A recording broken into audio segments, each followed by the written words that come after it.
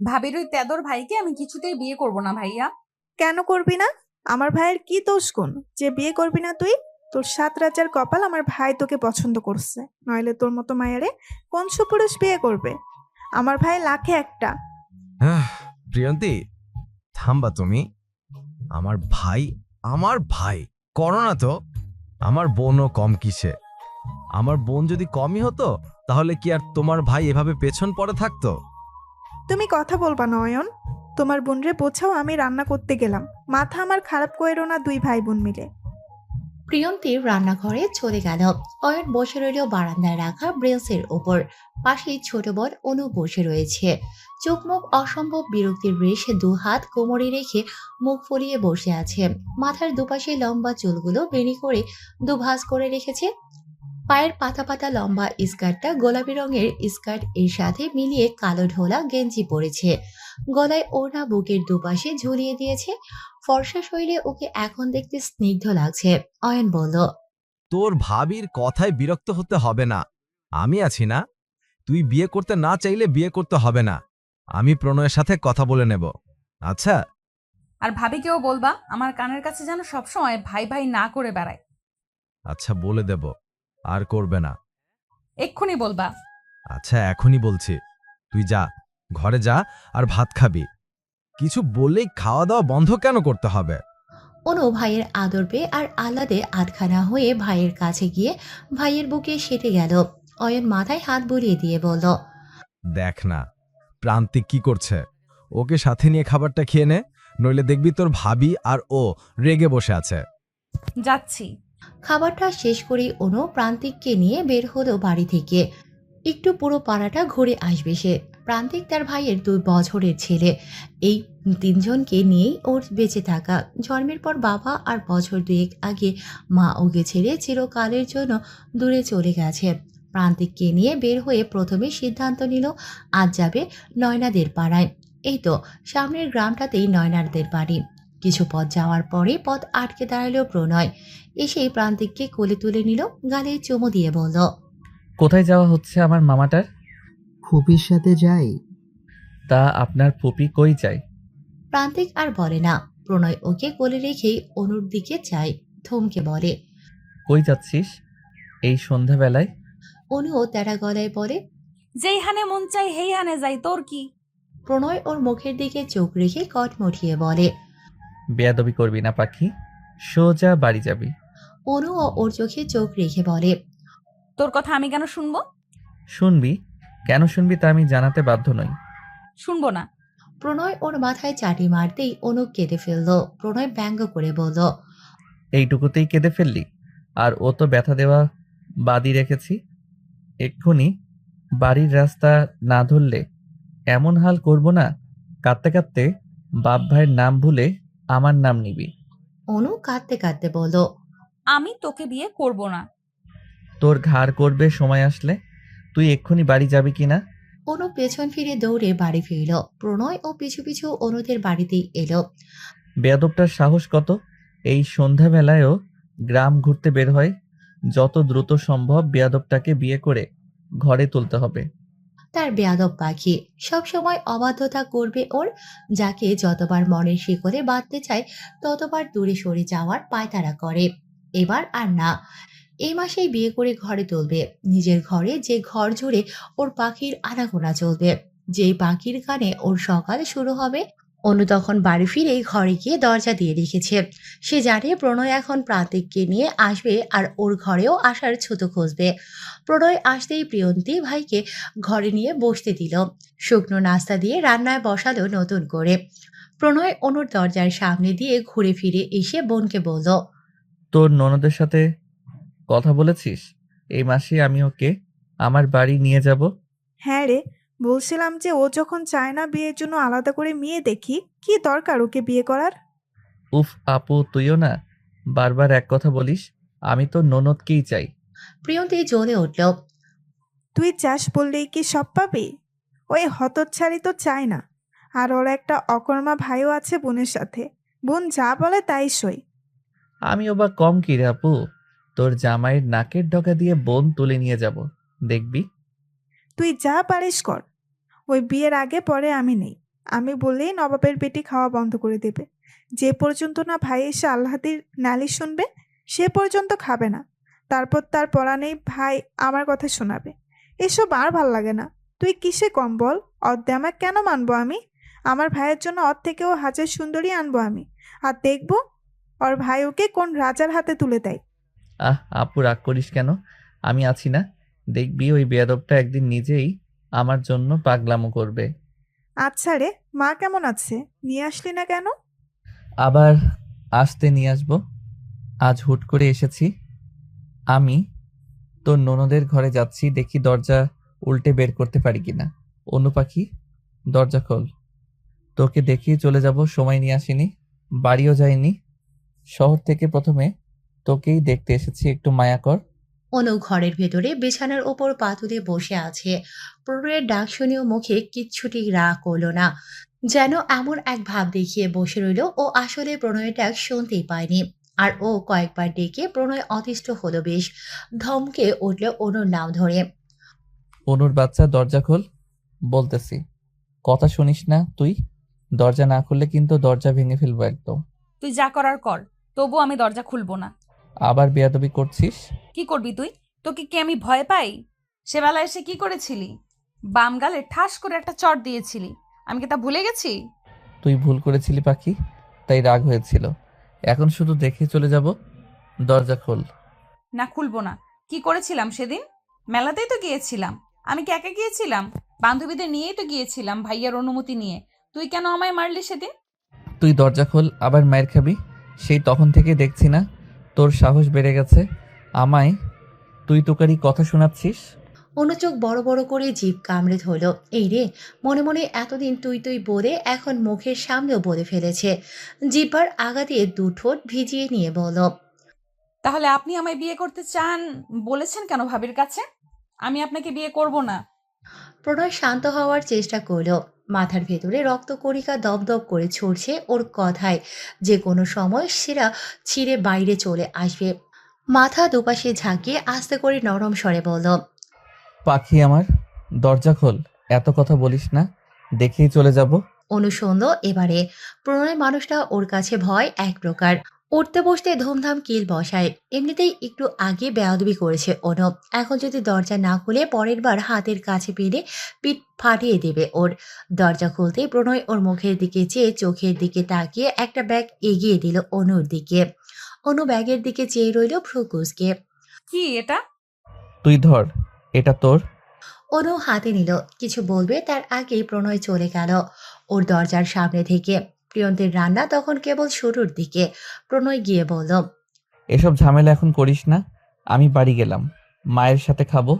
প্রিয়ন্তী ওনা নিয়ে মাথায় দিয়ে দরজায় এসে বলল, এখন একবেলা আমার সাথে বসে খেয়ে যা। আজ না, অন্যদিন। দুলাভাই রাতে বাড়ি আসলে আমায় কল দিস তো, কথা আছে। আচ্ছা, সে না হয় বলবো।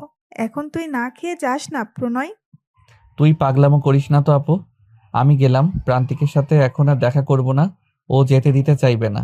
অনু ওর বিছানার ওপর প্রণয়ের দেয়া ব্যাগ উপর করে ভেতরে সব বের করলো।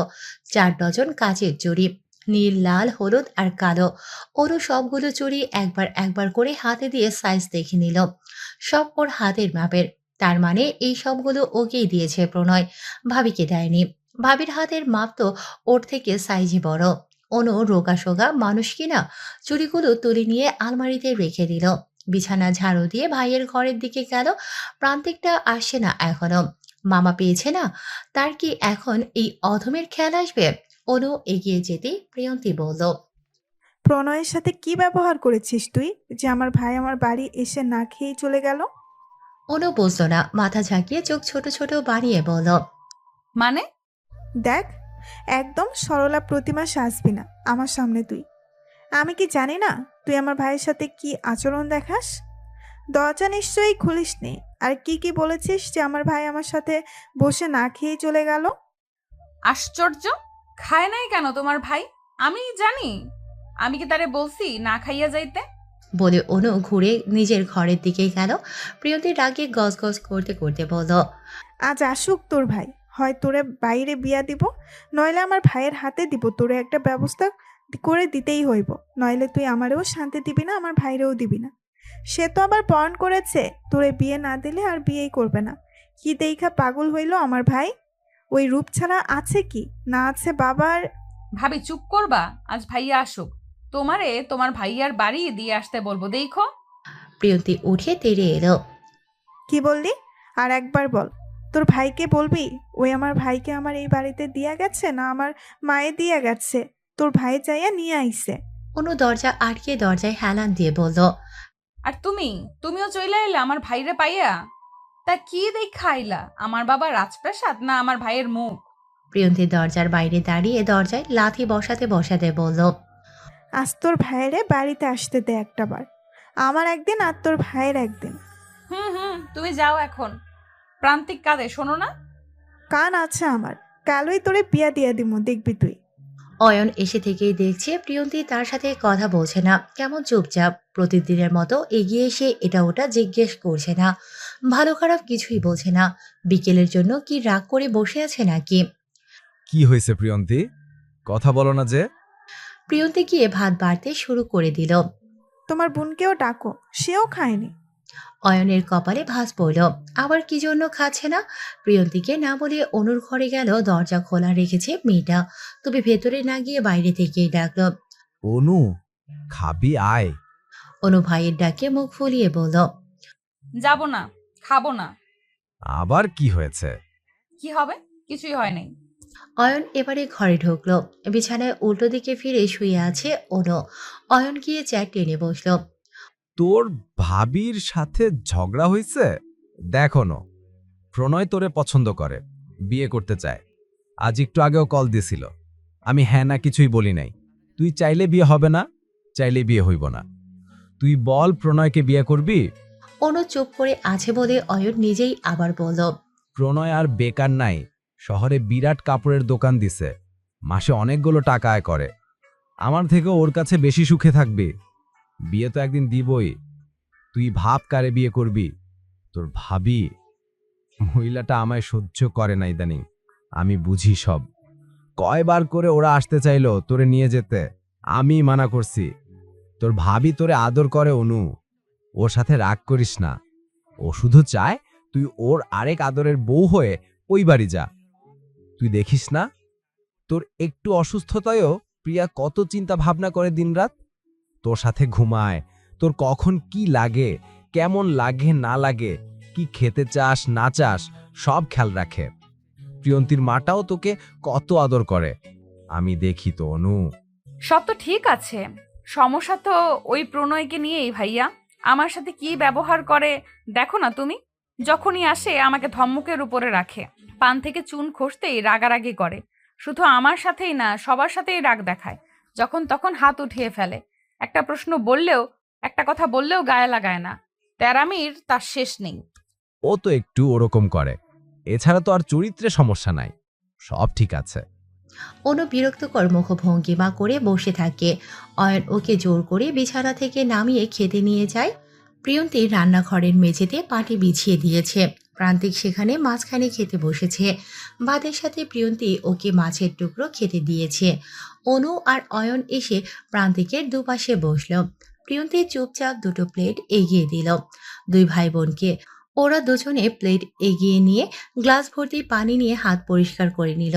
প্রিয়ন্তী ওদের খাবার বেড়ে দিয়ে প্রান্তিকের মাছের টুকরো থেকে কাটা ছাড়াতে লাগলো। অনু এক লোকমা ভাত নিয়ে ভাবির মুখের দিকে বাড়িয়ে দিল। প্রিয়ন্তী চমকালো না, কেননা এর আগেও অনু এমন করেছে। সে প্রথম থেকে রাগলেই অনু ভাত খাওয়া বন্ধ করে দেবে, আর তারপর প্রিয়ন্তী ভাত নিয়ে দিলে ও খাবে আর ওকেও খাইয়ে দেবে। আজও তার ব্যতিক্রম হলো না। প্রথমে না নিতে চাইলেও প্রিয়ন্তী শেষ পর্যন্ত নিল।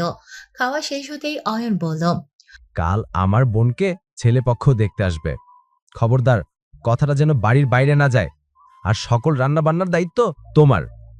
কালই আমি বিয়ের পাকা কথা দেওয়া নেওয়া করব। যা, অনু গিয়ে ঘুমা। অনু মিটমিট করে হেসে নিজের ঘরে চলে গেল। প্রিয়ন্তী চুপ করে গম্ভীর মুখে বসে রইল। এই বদলোক, তাহলে তলে তলে বোনের জন্য অন্য কোথাও দিতে চাচ্ছ? আচ্ছা, কাল আসুক, সেই বাড়ির লোক এমন হাল করবে না। পরের দিন সকাল সকাল প্রিয়ন্তী গিয়ে অনুকে ঘুম থেকে ডেকে তুলল। অনু উঠে বিছানায় বসে বলল। কে মরেছে? সকাল সকাল এত ডাকছো কেন? তোর ভাই কাল রাতে কি বললো মনে নেই? ভুলে গেলি? আজ তোকে দেখতে আসবে। ঘর বাড়ি সাফ করতে হবে। চল, কাজে লেগে পড়ি, আবার রান্নাও করতে হবে। অনু বুঝলো না ঘর বাড়ি তো পরিষ্কার করেই রাখা আছে। প্রতিদিন বিকেলে অনু সবগুলো রুম পরিষ্কার করে, তবুও ভাবি যখন বলছে হেল্প করতেই হবে। সবগুলো রুমের কাপড় তুলে প্রিয়ন্তী বালতিতে ভিজিয়ে রাখলো। জানালার পর্দা থেকে বিছানার চাদর পর্যন্ত বাড়ির সামনের বিশাল উঠোন ঝাড়ু দিয়ে একপাশে ময়লা স্তূপ করে রাখলো। অনু বুঝলো না এসব করতেই যদি দুপুর হয়ে যায় তাহলে রান্না করবে কখন। প্রিয়ন্তী 11টার দিকে বলল, আমি ভিজিয়ে রাখা কাপড়গুলো পরিষ্কার করি, আর তুই গিয়ে রান্নাটা শেষ কর প্লিজ। অনু শুনল, নিজেই গিয়ে সমস্ত রান্না করলো। প্রিয়ন্তী আর নতুন চাদর পর্দা দিয়ে ঘর সাজালো না। ও চায় আসল ছেলের বাড়ি থেকে মানুষ এসে যেন বাড়িঘর দেখে তাদের পছন্দ না হয়, সব যেন এলোমেলো দেখায়। যে মেয়ে রান্না করবে সেই মেয়ে যেন রান্না বান্নার কাজে অদক্ষ হয়। তাই তো চালাকি করে অনুকে রান্না করতে দিয়েছে। ওর রান্না শেষ হলো দুপুরের ঠিক আজানের সময়। প্রিয়ন্তী চুপি চুপি গিয়ে সবগুলো খাবারে লবণ মিশিয়ে দিয়ে এলো বেশি করে। অয়ন এসেছে দুপুরে, বোন তার রান্না করছে। এদিকে ওরা আসবে এখন, নামাজ শেষ করে বের হবে বলেছে। অয়ন ঘরবাড়ির এই অবস্থা দেখে বলল, প্রিয়ন্তী, এরকম কেন রেখেছ? নতুন চাদর বিছিয়ে দাও। জানালার পর্দা কই? সোফার কাভার কই? সব ধুয়ে দিয়েছি, নতুনগুলো কই রেখেছি পাচ্ছি না। সে কি? কই রেখেছ? আর আজ এসব পরিষ্কারই বা কেন করেছ? সব তো ঠিকই ছিল। আহা, এত ভেবো না তুমি। যারা দেখতে আসছে আমার ননদকে দেখেই বিয়ের কথা আগাবে। বাড়ির যা অবস্থা, থাকুক না কেন, একদিন চিন্তা করো না।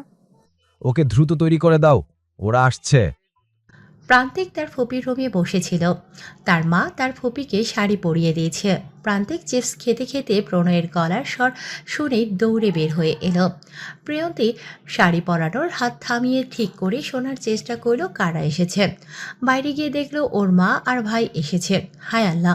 প্রিয়ন্তী এবার ওর মুখের দিকে চেয়ে আবার বাইরে চাইলো। অয়নের হাতে প্রণয় মিষ্টি আর ফলমূলের প্যাকেট দিয়েছে। প্রান্তিকের হাতে দিয়েছে চকলেট বক্স। সে ওগুলো পেয়ে বেজায় খুশি, দৌড়ে মামার কাছে এলো। প্রিয়ন্তীর মা এসে প্রিয়ন্তীর সামনে দাঁড়িয়ে বলল, কই রে, আমার ছেলের বউ কই? এভাবে সামনে দাঁড়িয়ে আছিস কেন? সর। প্রিয়ন্তী একপাশে দাঁড়িয়ে অয়নের দিকে চাইল।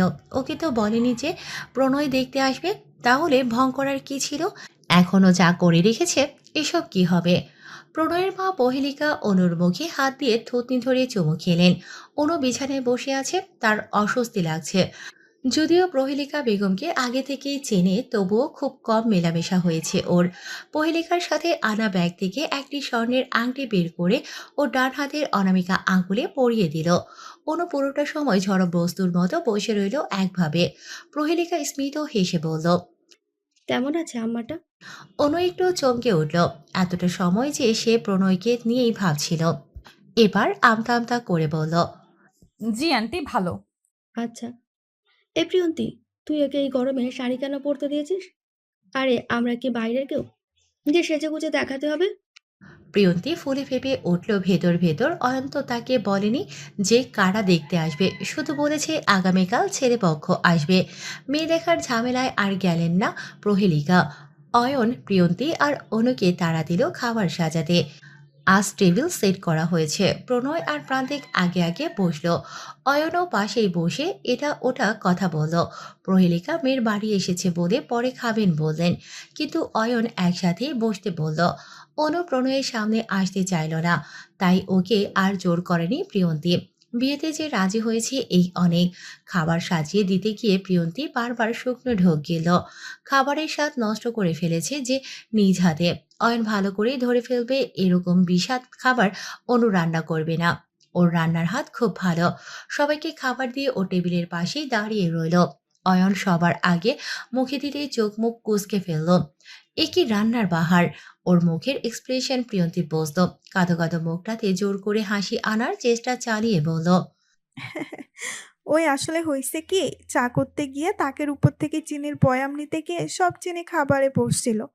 ততক্ষণে ওদের তিনজনের অবস্থাও একই রকম, কেউ আর খেতে পারল না। প্রিয়ন্তীর দিকে তাকিয়ে ওর বেহাল অবস্থা বিবেচনা করে কেউ আর খাবার নিয়ে কথা তুলল না। প্রিয়ন্তী প্রথমে লবণ দিয়েছিল খাবারে, পরে কি করবে ভাবতে ভাবতে চিনি দিয়ে সামনে এনেছে, এতে যদি তেতোভাব কমে। প্রণয় আর প্রহেলিকা বিয়ের দিন তারিখ ঠিক করে চলে যায়। সেদিন আর প্রণয় অনুর সাথে দেখা করার সুযোগ পায় না। দেখবে কিভাবে, তার সামনে তো মহারানী আসলোই না। আশ্চর্য লাগে, বিয়েটা হোক, দিনটা চোখের পাতায় নিয়ে ঘুরবে। প্রণয় বলেছিলাম যে বিয়ের আর আছে 4 দিন, শুক্রবার আসতে দেরি নেই। তুই আজকে তোর মামাদের বাড়ি দাওয়াত দিয়ে আয়। প্রণয় তখন খেতে বসেছে, মায়ের কথা শুনে বিরক্তি স্বরে বলল, আমি ওই বাড়ি যাব না মা, তোমার ভাইয়ের বাড়ি তুমি যাও। দেখ বাবা, তোর বাবা নেই, বিয়ের দাওয়াত তো দিতে হবে। সে দাওয়াত নিয়ে কে দৌড়ঝাঁপ করবে? তোকেই করতে হবে। তোর মামার বাড়ি যেতে সমস্যা কি? প্রণয় পেট রেখে উঠে বলল, সমস্যার কথা তুমি জানো মা, আমি এক কথা কতবার বলবো? আহা, আগে কথা ধরে বসে আছিস কেন? তখন কি আর তোর মামা মন থেকে ওই ব্যবহার আচরণ করেছে? যেভাবে করুক না কেন মা, তুমি বোঝার চেষ্টা করো একবার। মামিও আমায় সহ্য করতে পারে না। আমি কেন যাব ওই মামার বাড়ি, তাও আমার বিয়ের দাওয়াত নিয়ে? তোমার ভাই তুমি যাও, নইলে তোমার মেয়ে আর মেয়ে জামাইকে পাঠাও। উফ, এখনো ওসব বলছিস? তো কি বলবো? তোমার ভাই ভাবছিল কেমন করে আমি তার মেয়েকে বিয়ে করে নেব। দেশে মেয়ের অভাব, মামার মেয়েকে বিয়ে করতে হবে। মানুষ করে না বিয়ে? ওরকম কত ভাই বোনদের বিয়ে হয়। প্রণয় চেয়ারের হাতল থেকে শার্ট নিতে নিতে বলল, হয় মা হয়, কিন্তু আমার সাথে মিতুর বিয়ে হয় না। আমি ওকে আর প্রিয়ন্তীকে এক নজরেই দেখি। মামা সেদিন আমার সাথে কেমন ব্যবহার করেছে তুমি শুনলে না? এরপর আবারও বাড়ি যাব। যাবি? প্রণয়ও তেরা গলায় বলল, আমি যাইবার পারুম না। বিয়ের দাওয়াত দিতে হয়, মুরব্বীরা না গেলে বিয়ে হয় প্রণয়? তোর বাবা বেঁচে নেই, মামা চাচাদের সাথে খারাপ ব্যবহার দেখাবি না প্রণয়। প্রণয় মায়ের সাথে খুব একটা তর্ক করে না। মাকে সে প্রচুর ভালোবাসে। ও জানে মা চায় তার ভাই বোনদের সাথে তার সম্পর্ক অটুট থাকুক। প্রণয় অবশেষে বলল, আগামীকাল সকাল সকাল তুমি আমি যাব নানুর বাড়ির দাওয়াত দিতে। অনু, নে ধর, প্রণয় কি বলবে? অনু লজ্জা পায়, সাথে ভয়ও হয় মন মাঝারে। এই সময় আবার প্রণয় তাকে কি বলবে? আর একদিন পর বিয়ে, আগামীকাল হলুদ দেয়া হবে। বাড়িতে ওর খালারা ফুপিরা এসেছে। এত মানুষের মাঝে নাকি ও প্রণয়ের সাথে কথা বলবে, তাও আবার এই প্রণয়ের সাথে যে একদম অনুকে সহ্য করতে পারে না। অনু বিরক্ত হয়ে একটু দূরে গেল, মোবাইল কানে চেপে ধরে। বলুন। বিয়ের বেনারসি কি রঙের নিবি? মা একটা লাল কিনেছে, তোর লাল পছন্দ? অনু হ্যাঁ না কিছুই বলল না। প্রণয়ের সাথে ওর সম্পর্ক সাপে নেউলে। প্রণয় যেমন সব ভুলে সংকোচহীন কথা বলে, অনু তা পারে না। ওকে চুপ থাকতে দেখে প্রণয়ের রাগ হলো। ও চাইছিল না অনুকে বিয়ের এই কয়দিন বকাঝকা করতে। তবে ধৈর্যের বাঁধ ভাঙলো যখন মিনিট 10 পরও অনুর উত্তর পেল না। আশ্চর্য, অনুকে মোবাইল কানে রেখে অনু অন্য কাজ করছে নাকি মজা নিচ্ছে? প্রণয় ধমকে উঠল, কথা বলছিস না কেন? মোবাইল হাতে নিয়ে কি ঘুমিয়ে পড়েছিস? বিয়ের আগ মুহূর্ত পর্যন্ত ঘুমাবি বলে সিদ্ধান্ত নিয়েছিস? আশ্চর্য। অনু কেঁপে উঠল ধমকের শব্দে। এ কি মানুষ রে বাবা! বিয়ের আগের দিন ও হবু বউকে ধমকায়। এ ছেলে কিনা ওর স্বামী হবে, যার সাথে সারা জীবন থাকতে হবে। অসহ্য। অনু আচমকা কি ভেবে কাঁদা শুরু করে দিল। প্রণয় ওপাশে বিরক্ত হয়ে কল কেটে দিল। এই মেয়ে মানুষ হবে কবে?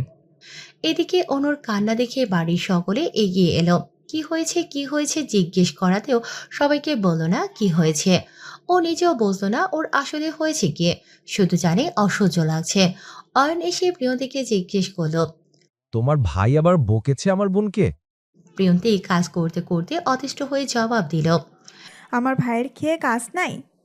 তাহলে ও শুধু শুধু কাঁদবে কেন? প্রিয়ন্তী কিছু না বলে বের হয়ে গেল অন্য কাজে।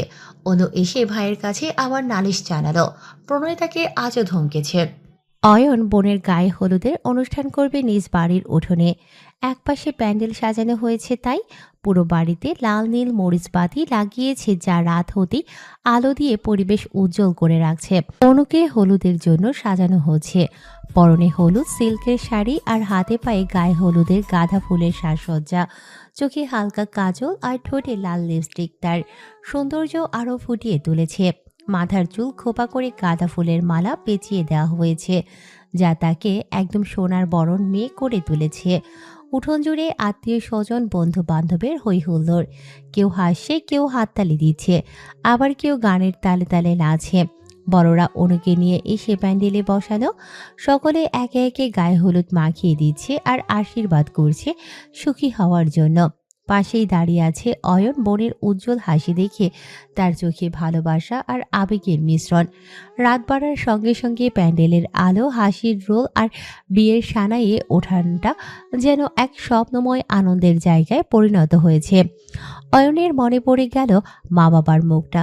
আজ যদি তারা বেঁচে থাকতেন, হয়তো অয়ন যা ব্যবস্থা করেছে তার চেয়েও ভালো করতে পারতেন। অয়ন সব সময় চেষ্টা করে তার বোনকে সবচেয়ে ভালোটা দিতে। ও নিজ মনেই প্রশ্ন করে, ও কি বোনের বাবার অপূর্ণতা পূরণ করতে পারছে? ছোট অনুর বিয়ে।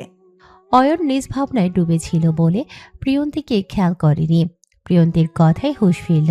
প্রিয়ন্তীর চোখে জল টলমল করছে। আশ্চর্য, ননদের বিয়ে হবে ভেবেই কাঁদতে হবে? ও কি দূরে যাবে? ওর ভাইয়ের ঘরেই যাচ্ছে না। মেয়ে জাতিকে বোঝা কষ্টকর। চলো, তুমি হলুদ লাগাবে না? অয়ন ঢোক গিলে বলল, লাগাবো? তুমি লাগাবে না? আমি লাগিয়েছি, তুমি বাতাচ্ছ। অয়ন হেঁটে বোনের পাশে বসে হলুদের বাটি থেকে হলুদ তুলে কপালে লাগিয়ে দিল। অনু ওকে জড়িয়ে ধরে ঝরঝর করে কেঁদে দিল। অয়নের বুকটাও কেঁপে উঠল, তবে নিজেকে শক্ত রাখার চেষ্টা করল। আর যাই হোক, পুরুষ মানুষদের সবার সম্মুখে কান্না করা নিষিদ্ধ। সেই তখন থেকেই অনু কাছে চোখের পানি নাকের পানি এক করে। ওর বড় খালার মেয়ে শুভা এসে কানে কানে বলল, বাড়ির পেছনে চল। অনু কিছু না বলে শুভার মুখের দিকে চেয়ে রইল। বুঝতে চেষ্টা করলো এই এত রাতে ও বাড়ির পেছনে যাবে কি মরতে। শুভা ওকে হাত ধরে টেনে তুলল। ফোপাতে ফোপাতে ওর সাথে হাঁটলো অনু। এ কি, এখানে আনলি কেন? প্রণয় ভাই এসেছে, দেখা করতে চেয়েছে, তাই আনলাম। ওই যে ভাইয়া। আচ্ছা, আমি গেলাম। অনু একটু দূরে প্রণয়কে দেখেই আতকে চোখ বড় বড় করে তাকালো। আয় হায়, এই শুভাটা ওকে এজন্য এখানে এনেছে এই রাতের বেলা? প্রণয় কেন এসেছে এখন? আজ বাদে কাল বিয়ে, তবুও প্রণয়কে ভয় পায় অনু। ভাবা যায় প্রণয় এগিয়ে এলো। অনুর সামনে দাঁড়িয়ে মিষ্টি একটা হাসি দিয়ে জিজ্ঞেস করলো। ভয় পাচ্ছিস কেন আমাকে? অনু চোখ মুখ শক্ত রাখার চেষ্টা চালালো। সফল হলো কিনা বুঝতে পারল না। জিহ্বার আগা দিয়ে ঠোঁট ভেজানোর প্রয়াস চালিয়ে বলল, বাবা, ভয় কেন করবে? আপনি কি বাঘ না ভাল্লুক? প্রণয় সাদা পাঞ্জাবির কলার দুই হাত দিয়ে ঠিক করতে করতে ঠোঁট উল্টে বলল, আসলেই তাই, ভয় কেন করবি? এখন এদিকে আয়, হলুদ লাগাই। অনু চমকে তাকালো। প্রণয়ের গায়ে হলুদের দাগ নেই, অথচ ভাবি বলেছিল ও বাড়িতেও হলুদ লাগানো হচ্ছে। ওর চোখের চাহনিতে প্রণয় বুঝি বুঝলো ব্যাপারটা, নিজেই বলল, হলুদ আমাকে কেউ লাগাতে পারিনি, আমি লাগাতে দেইনি। ওসব আমার পছন্দ না, কিন্তু তুই লাগিয়ে দিবি। আয়। প্রণয় ওর দিকেই চেয়েছিল পুরোটার সময়। ওকে আজ দেখতে এত সুন্দর কেন লাগছে? হলুদের ফুলকন্যা বলে প্রণয়ের ঘোর লেগে গেল। ওকে পরখ করতে করতে বলল, তুই নিজেই একটা হলুদ রং পাখি, এদিকে আয়, মিশিয়ে দেই। বলেই অনুর বাহু খপ করে ধরে টেনে আনলো নিজের দিকে। অনু হক চকিয়ে উঠল। এই প্রথম প্রণয়ের এত কাছে চলে এসেছে ও। ব্যাপারটা নিয়ে মন মাঝারে উত্তাল ঢেউ বয়ে উঠল। যেন কেউ জানি ওর ভয় হলো, যদি কেউ চলে আসে এদিকে, এভাবে দেখে কি মনে করবে সবাই। কেউ আসবে না, সবাই ব্যস্ত। অনু। অনু প্রণয়ের কথায় ফিরে যায় প্রণয়ের দিকে। ওর চোখে চোখ পড়তেই হুট করে লজ্জারা চেপে বসে ওর সর্বাঙ্গে। প্রণয় ততক্ষণে বাহু ছেড়ে দু হাতে ওর কোমর জড়িয়ে ধরেছে শাড়ি ভেদ করে। অনু সর্বশরীর কেঁপে উঠল প্রণয়ের স্পর্শে। চোখ স্বাভাবিকভাবেই বড় হয়ে গেল। প্রণয় সময় ব্যয় করল না, খুবই কাছে এসে দু গাল ওর গালের সাথে চেপে ধরল। অনুর শ্বাস বন্ধ হয়ে এলো। বুকের মাঝে কেউ ঢিপ ঢিপ করে হাতুড়ি পেটালো। কিছু বলার ভাষা অনু হারিয়ে ফেলল। প্রণয় দুগালে একইভাবে হলুদ লাগিয়ে নিল। অনু নড়চড় করছে না, ব্যাপারটা সে খেয়াল করেছে, তবে মুখে কিছু বলল না। ও বুঝতে পারছে ওর মনের অবস্থা, তার বোকা পাখি। আজ এইটুকুতেই জমে বরফ হয়ে গেলি? তুই কাল রাতে কি করবি? এখন ছাড় পেলেও কাল রাতে পাবি না, মনে রাখিস। একদম পাবি না। সব দিক থেকেই ছুঁয়ে দিব, প্রমিস। অনু সময় নিয়ে মুখ খুলল। কানের পাশ দিয়ে কি গরম ধোঁয়া বের হচ্ছে নাকি? কিন্তু কেন? অনু আমতা আমতা করে বলল। আমি ঘরে যাব, শুভা চলে গেছে। প্রণয় হাসলো, ওভাবেই বলল। পালাই পালাই করছিস কেন? কাল পালিয়ে যাবি কোথায়? সে আমার কাছে আসতে হবে। অনু দৌড় লাগালো বাড়ির দিকে, যেতে যেতেই বলল। আমি যাব না আপনার বাড়ি। প্রণয় দাঁড়িয়ে হাসলো ওর চলে যাওয়ার পানে তাকিয়ে।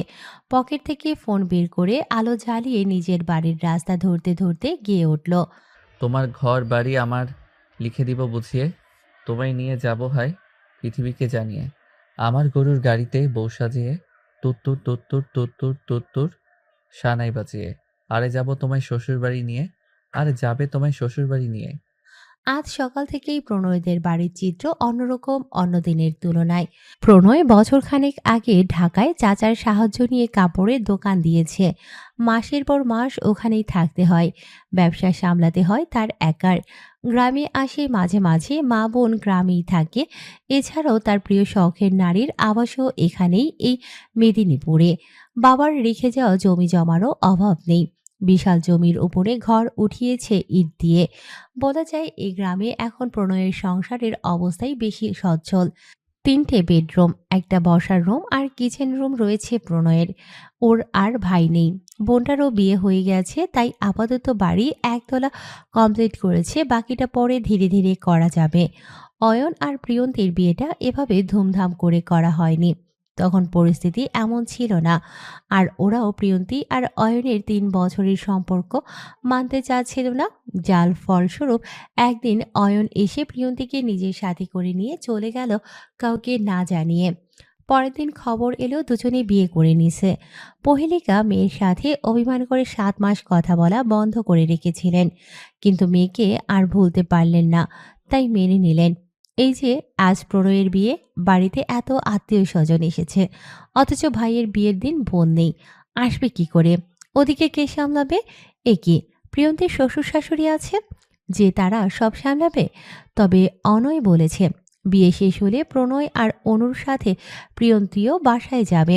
এদিকে ওর খালা ফুপুরা মামিরা মিলে সামলাবে, আর পরের দিন তো এমনিতেই এ বাড়ি থেকে সবাই ও বাড়ি যাবে, তখন না হয় আসবে। প্রণয়ের মামারা চাচারা খালারা এসেছে, তাদের ছেলে ছেলের বউ মেয়ে মেয়ের জামাইরা এসেছে। সকাল সকাল উঠে সবগুলো প্রণয়ের বিয়ের গাড়ি সাজাতে ব্যস্ত হয়েছে। মাসখানেক আগে প্রণয় নিজেই একটা প্রাইভেট কার কিনেছে, সব সময় তাকে যাতায়াত করতে হয়, তাই টাকা হাতে হতেই কিনে ফেলেছে। বাচ্চারা সেখানেই দৌড়ঝাঁপ করছে। প্রণয়ের বড় চাচাতো ভাইয়ের বউরা ওকে গোসল দেওয়াতে নিয়ে গেল। সবগুলো ভাই মিলে গোসল করিয়ে দিল। এরপর প্রণয়ের মায়ের রুমে মেঝেতে এক থাবা চাল রেখে তার উপর পাটি বিছিয়ে বসতে দিল।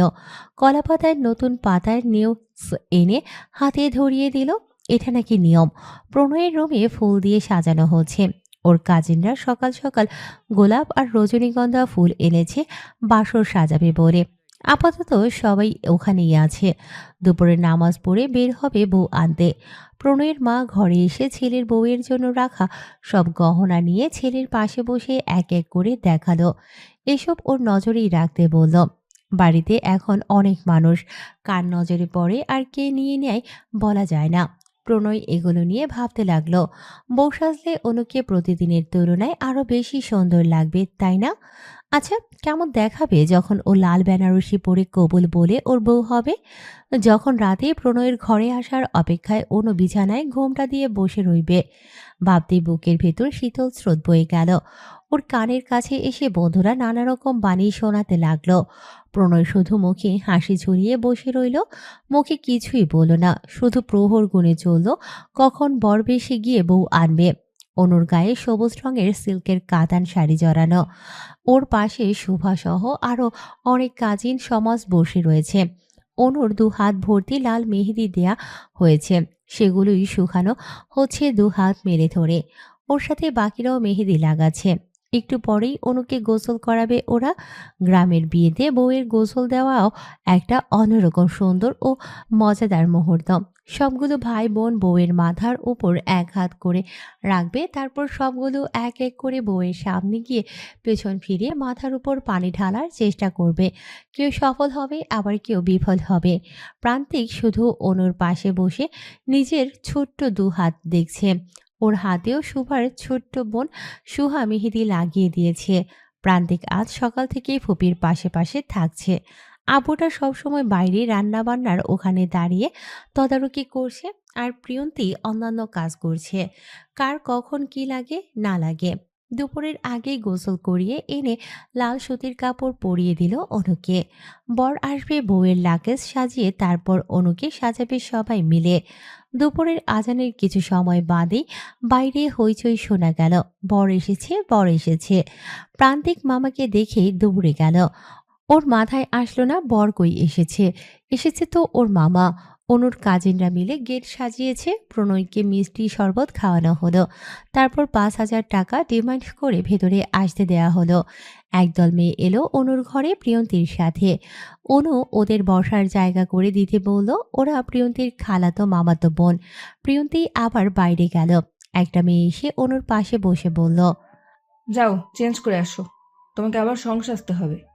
অন্য একটা মেয়ে বলল। আহা, এইভাবে কেন বলছিস সিতি? সিথি মেয়েটা মুখটা গোমট বেঁধে একপাশে বসে রইল। ওকে দেখে বোঝা গেল এখানে ও কমফোর্ট পাচ্ছে না। অনু বুঝলো না এরকম করছে কেন এই মেয়ে। ও হলো প্রিয়ন্তীর বড় মামার মেয়ে সিথি। অনু একে চেনে, এর আগেও কয়েকবার দেখা হয়েছে। সেই প্রথম থেকেই মেয়েটা একটু অন্যরকম। ওর সাথে কখনো কথা বা মেলামেশা হয়নি অনুর। শুভা ওকে চেঞ্জ করিয়ে এনে লাগেজ থেকে সব বের করে সাজানো শুরু করলো। শুভা নিজেই পার্লারে কাজ করে, তাই ও খুব সুন্দর করে সাজাতে পারে। শুভা নিজ দায়িত্বে ওকে সুন্দর করে সাজিয়ে দিল। আয়নায় মুখ দেখার পর অনু নিজে নিজেই লাজ পেল। ওকে একদম নতুন বউ লাগছে। অয়ন এসে সাজানোর পর একবার দেখে গেছে বোনকে। কাল প্রিয়ন্তের কান্নায় বিরক্ত লাগলেও আজ নিজেরই চোখ বারবার ভিজে আসছে। আজ থেকে বোন তার পরের ঘরে চলে যাবে। ওর আর দায়িত্ব থাকবে না, সব দায়িত্ব প্রণয়ের হাতে চলে যাবে। প্রণয় এখন যেমন ভালোবাসে বাকিটা জীবন সেরকম ভালোবাসবে তো? চিন্তায় মাথার মাঝে দপদপ করছে অয়নের। তার বাবা মা নেই, বোনের কথা আলাদা করে কে চিন্তা করবে ও ছাড়া। প্রণয়দের বাড়ির সবাইকে খাওয়া দাওয়া করানো হলো। এরপর কাজী সাহেব বিয়ে পড়ানো শুরু করলো। বিয়ের কাজ শেষ হতেই প্রণয় আর অনুকে পাশাপাশি বসানো হলো। ওদেরকেও খেতে দেওয়া হলো। দুজনে অল্প খেয়ে আর খেলো না। অনু থেমে থেমে কাছে। প্রণয়ের মেজাজ চড়ে উঠছে ওর কান্না দেখে। আশ্চর্য, বিয়েই তো করছে, ফাঁসির রশিতে তো আর ঝুলিয়ে দেয়নি কেউ। তখন মাগরিবের আজান দিয়ে দিয়েছে, এখনো বউ নিয়ে যাওয়া হয়নি। মুরব্বীরা তাড়া দিল বারবার। প্রিয়ন্তী তৈরি হয়েছিল সাথে যাবে বলে, তবে অয়নের মনের অবস্থা বুঝে আর গেল না। কথা হলো সকালে যাবে ও। অয়ন যদিও যেতে বলল, তবুও সে গেল না। অনুকে গাড়ি থেকে হাতে ধরে প্রণয় বের করলো। আসার সময় ও মেয়েটা গাড়িতে বসে বসে কেঁদেছে। প্রণয় বুঝলো বাবা মায়ের বাড়ি থেকে ভাইকে ছেড়ে চলে আসতে হয়েছে বলেই ওর মনের অবস্থা দুর্বিষহ। দুজনের কথা হয়নি একটাও। সেই যে অয়ন অনুর হাত নিজের হাত থেকে প্রণয়ের হাতে তুলে দিয়েছিল সেভাবেই ধরে এসেছে। প্রণয় খেয়াল করেছে বারবার করে অনুর হাত ঘেমে ভিজে যাচ্ছিল প্রণয়ের হাতের মুঠোয়। গাড়ি থেকে নামতেই প্রণয়ের মা এলো ডালা নিয়ে। মিষ্টি নিয়ে বউকে মিষ্টিমুখ করিয়ে ঘরে তুলতে হয়। সবশেষে প্রহেলিকা ছেলের বউয়ের দু হাতে স্বর্ণের মোটা বালা পরিয়ে ঘরে তুললেন। প্রণয় হাত ছেড়ে দিল। অনুকে নিয়ে প্রহেলিকা ফ্যানের কাছে বসালেন। প্রণয় মাথার পাগড়ি খুলে অনুর কোলে রেখে গেল অন্যদিকে। এখন এখানে তার জায়গা নেই। বাড়ির মহিলারা বউ দেখবে, আর তার দেখার সময় কই। সমস্যা নেই, আজ রাতটা তো ওর হাতে। না ঘুমিয়ে সারা রাত দেখবে। প্রণয়ের বড় চাচার বড় ছেলের বউ আর তার ছোট ছেলে সে ঘরেই উপস্থিত ছিল। অনুকে যেন চোখ দিয়ে গিলে খাচ্ছে সজীব। ওর চাহনি খেয়াল করে সজীবের বড় ভাবি সুমি বলল, এইভাবে দেখো না, একবার মার খেয়েছিস মনে নেই? আজ আবার ওই নোংরা চোখে চাইলে প্রণয় চোখ তুলে নেবে। সজীব কুটিল হেসে বলল, একবার পেরেছে বলে এবারও পারবে? আর না, 4 বছরের প্রতিশোধ তোলার সময় এসে গেছে ভাবি।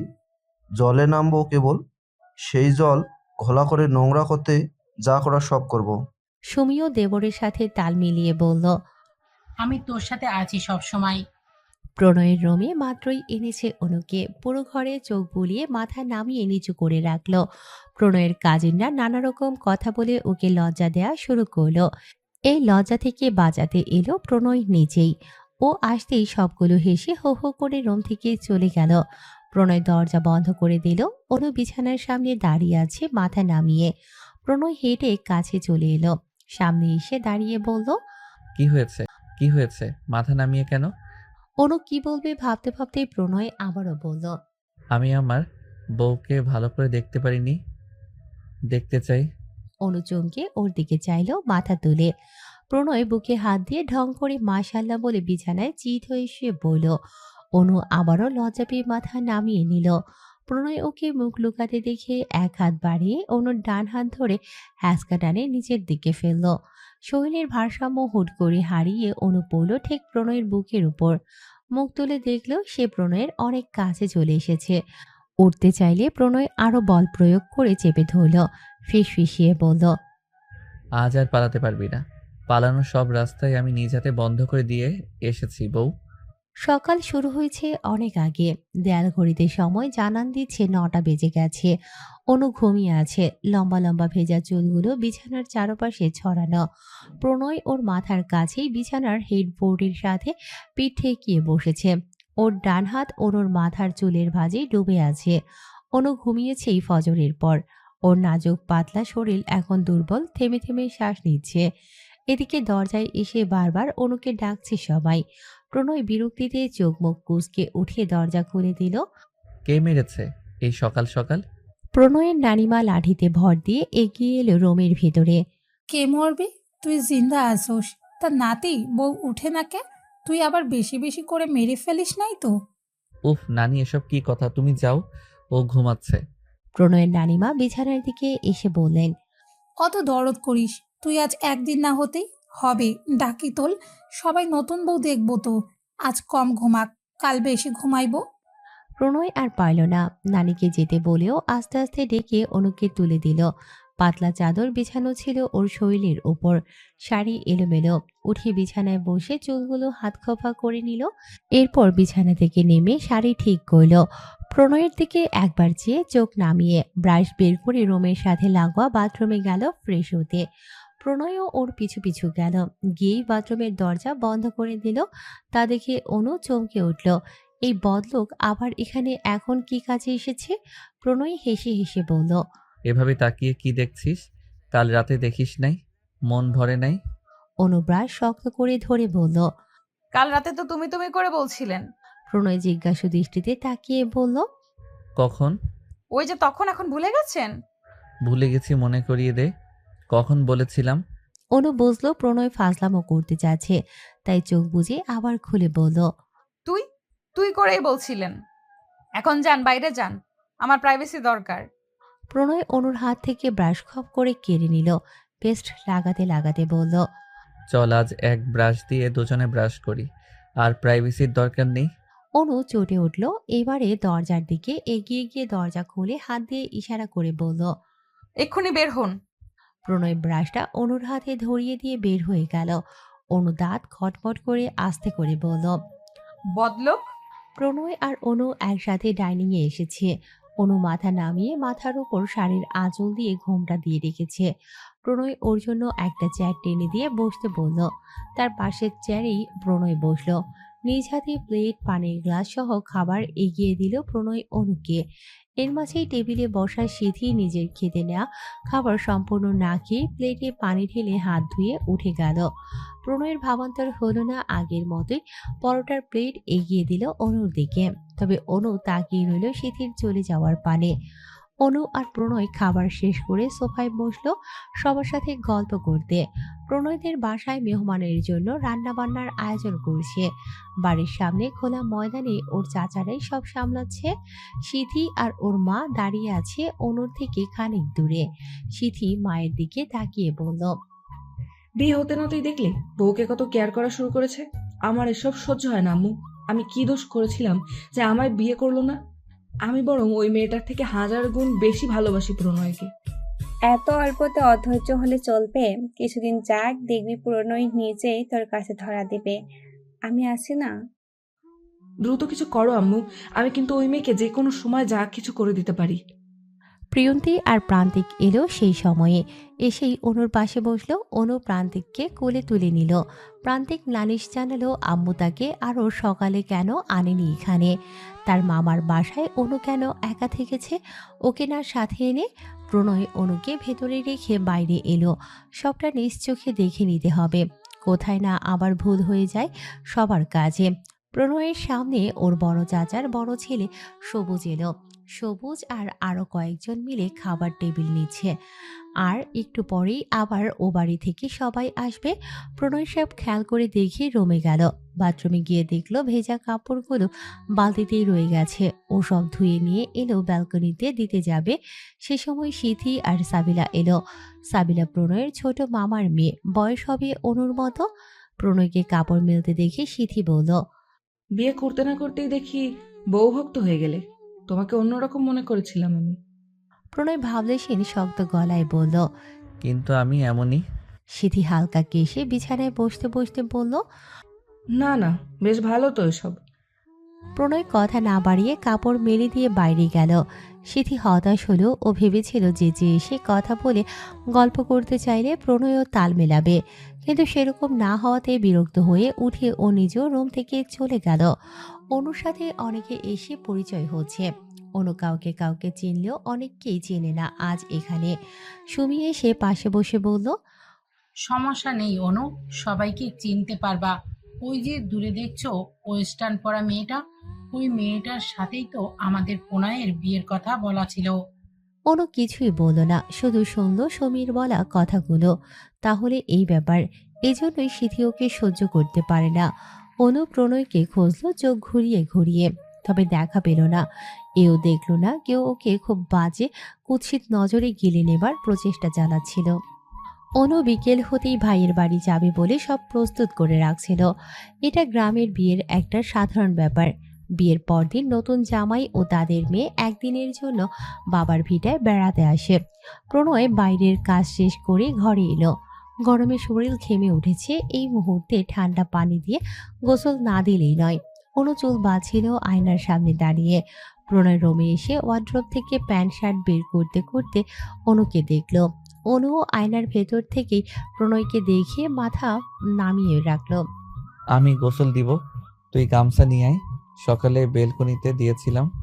আচ্ছা, নিয়ে আসছি আমি। প্রণয় যেতেই অনু ব্যালকনির দরজা খুলে গামছা নিয়ে দরজা বন্ধ করে বাথরুমের দরজার সামনে দাঁড়িয়ে বলল, এই নিন। প্রণয় তখন গায়ে বডি ওয়াশ লাগাতে ব্যস্ত। ওভাবেই বলল, টাওয়েল বারে রেখে যা। আমি ভিজে যাব তো ভেতরে গেলে। প্রণয় ওর মুখের দিকে তাকিয়ে কিছু না বলেই হাত ধরে টেনে ভেতরে এনে জড়িয়ে ধরল। আরে আরে, কি করছেন? ভিজে গেলাম তো, শাড়ি নষ্ট করে দিলেন কেন? আশ্চর্য।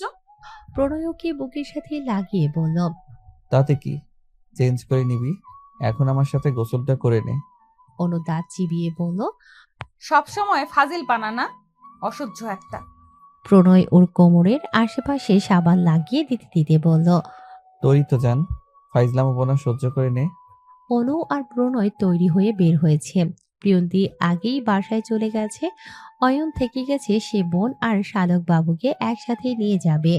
ওরা আসতেই অয়ন আর দেরি করতে চাইল না। এমনিতেই অনেকটা দেরি হয়ে গেছে প্রণয়ের জন্য। অনু গিয়ে ভাইয়ের পাশে বসলো সোফায়। প্রণয় ওর ডান পাশে বসতেই দূর থেকে সিথি এসে আদিক্ষেতা করে বলে অন্যদিকে চলে গেল। মাথা থেকে যে করেই হোক প্রণয়ের ওই অনুকে সরাতে হবে, তবেই না ও জায়গা পাবে। যতদিন প্রণয়ের মনে অনুর জন্য জায়গা আছে ততদিন ওই প্রণয় ওকে ভালোবাসবে না। আর যদি কখনো ভালো নাও বাসে তবুও ওর আফসোস নেই। শুধু ও অনুর সাথে সাজানো সংসার সে কখনো হতে দেবে না, যতদিন না প্রণয়ের কথা ওর মন মস্তিষ্ক ভুলতে পারছে। সবার থেকে বিদায় নিয়ে অনুরা বের হলো। পেছনের সারিতে অনু, প্রণয় আর প্রণয়ের ফুফাতো দুই ভাই বসেছে। আর সামনে অয়ন, প্রান্তিক আর প্রণয়ের ছোট মামার ছেলে রাকিব বসেছে। গাড়ি এসে অনুদের বাড়ির সামনে থামতেই অনু দরজা ঠেলে বের হলো। প্রণয় আর ওর ভাইয়েরা ধীর সুস্থে বের হয়ে অনুর পেছন পেছন বাড়ির ভেতরে চলে আসলো। অনুকে পেয়ে শুভার বড় ভাবি কুলসুম গিয়ে নিয়ে গেল নিজের সাথে। অনুও একটা দিন পর বাবার বাসায় আসতেই জামাই নামক গলার মালা কে ছুঁড়ে ফেললো দূরে, এমন একটা ভাব করে সে জামাই নামের কোনো মালা নেই। প্রণয় বিরক্ত হলো ওর কাজকর্মে। অনুর রুমে গিয়ে সবাই বসলো। প্রিয়ন্তী তার খালা শাশুড়িদের সাথে রান্না সামলাতে ব্যস্ত। আজ আর ভাই নয়, তার ননদ জামাই এসেছে নেমন্ত্রণ খেতে। নিজ হাতে নানা রকম পিঠা পায়েস করেছে। শোভা আর শুভা সেগুলো প্লেটে করে অনুর রুমে নিয়ে গেল। ওদের দুজনকে আসতে দেখে প্রণয়ের সাথে সে বসে থাকা পাঁচি ভাইয়ের দল হইহুল্লোড় থামিয়ে ভদ্র সাজার চেষ্টা করলো। রাকিব শুভাকে দেখে জিজ্ঞেস করলো, আমাদের ভাবি থাকতে আপনি কেন কষ্ট করে নাস্তা আনতে গেলেন? শোভা নাস্তার প্লেট এগিয়ে দিতে দিতে রাকিবের মুখে একটাবার দেখে নিল, সাথে সাথে পায়ের তালু থেকে শুরু করে মাথার তালু জ্বলে উঠল। শোভার মনে পড়ল ইনি হলেন সেই ভদ্রলোক যার সাথে দুপুরে প্রণয়দের বাসায় যাওয়ার পর ঝামেলা লেগেছিল। শোভার এখনো মনে পড়ছে, বাবা কি এমন বলেছিল ও। আর এই ছেলে সাথে সাথে মেয়েদের মতো ঝগড়াঝাটি শুরু করে দিল ওর সাথে। উফ, এখন আবার সেই তাদের জন্যই নাস্তা পানি নিয়ে দরদ দেখাতে এসেছে শোভা। কি আশ্চর্য। শোভা হাসার চেষ্টা করে বলল, আপনাদের ভাবি খুব ক্লান্ত, বুঝেনই তো, বেচারা নতুন বিয়ে করেছে। প্রণয় আকস্মিকতায় কেসে উঠল। শোভা পানির গ্লাস রাখতে রাখতে চেঁচিয়ে উঠল, দুলা ভাই, কি হইল আপনার? পানি নেন। প্রণয় শোভার বোনের দিকে তাকিয়ে মুখটা হাত দিয়ে চেপে কাশি আটকানোর চেষ্টা করে বলল, ওসব কিছু না। তোমার অন্য আপু কোথায়? ওকে পাঠিয়ে দিও, বলবে আমি আসতে বলেছি, খুবই দরকার। কেমন? আচ্ছা, আমি গিয়ে দেখছি অনু আপু কি করছে।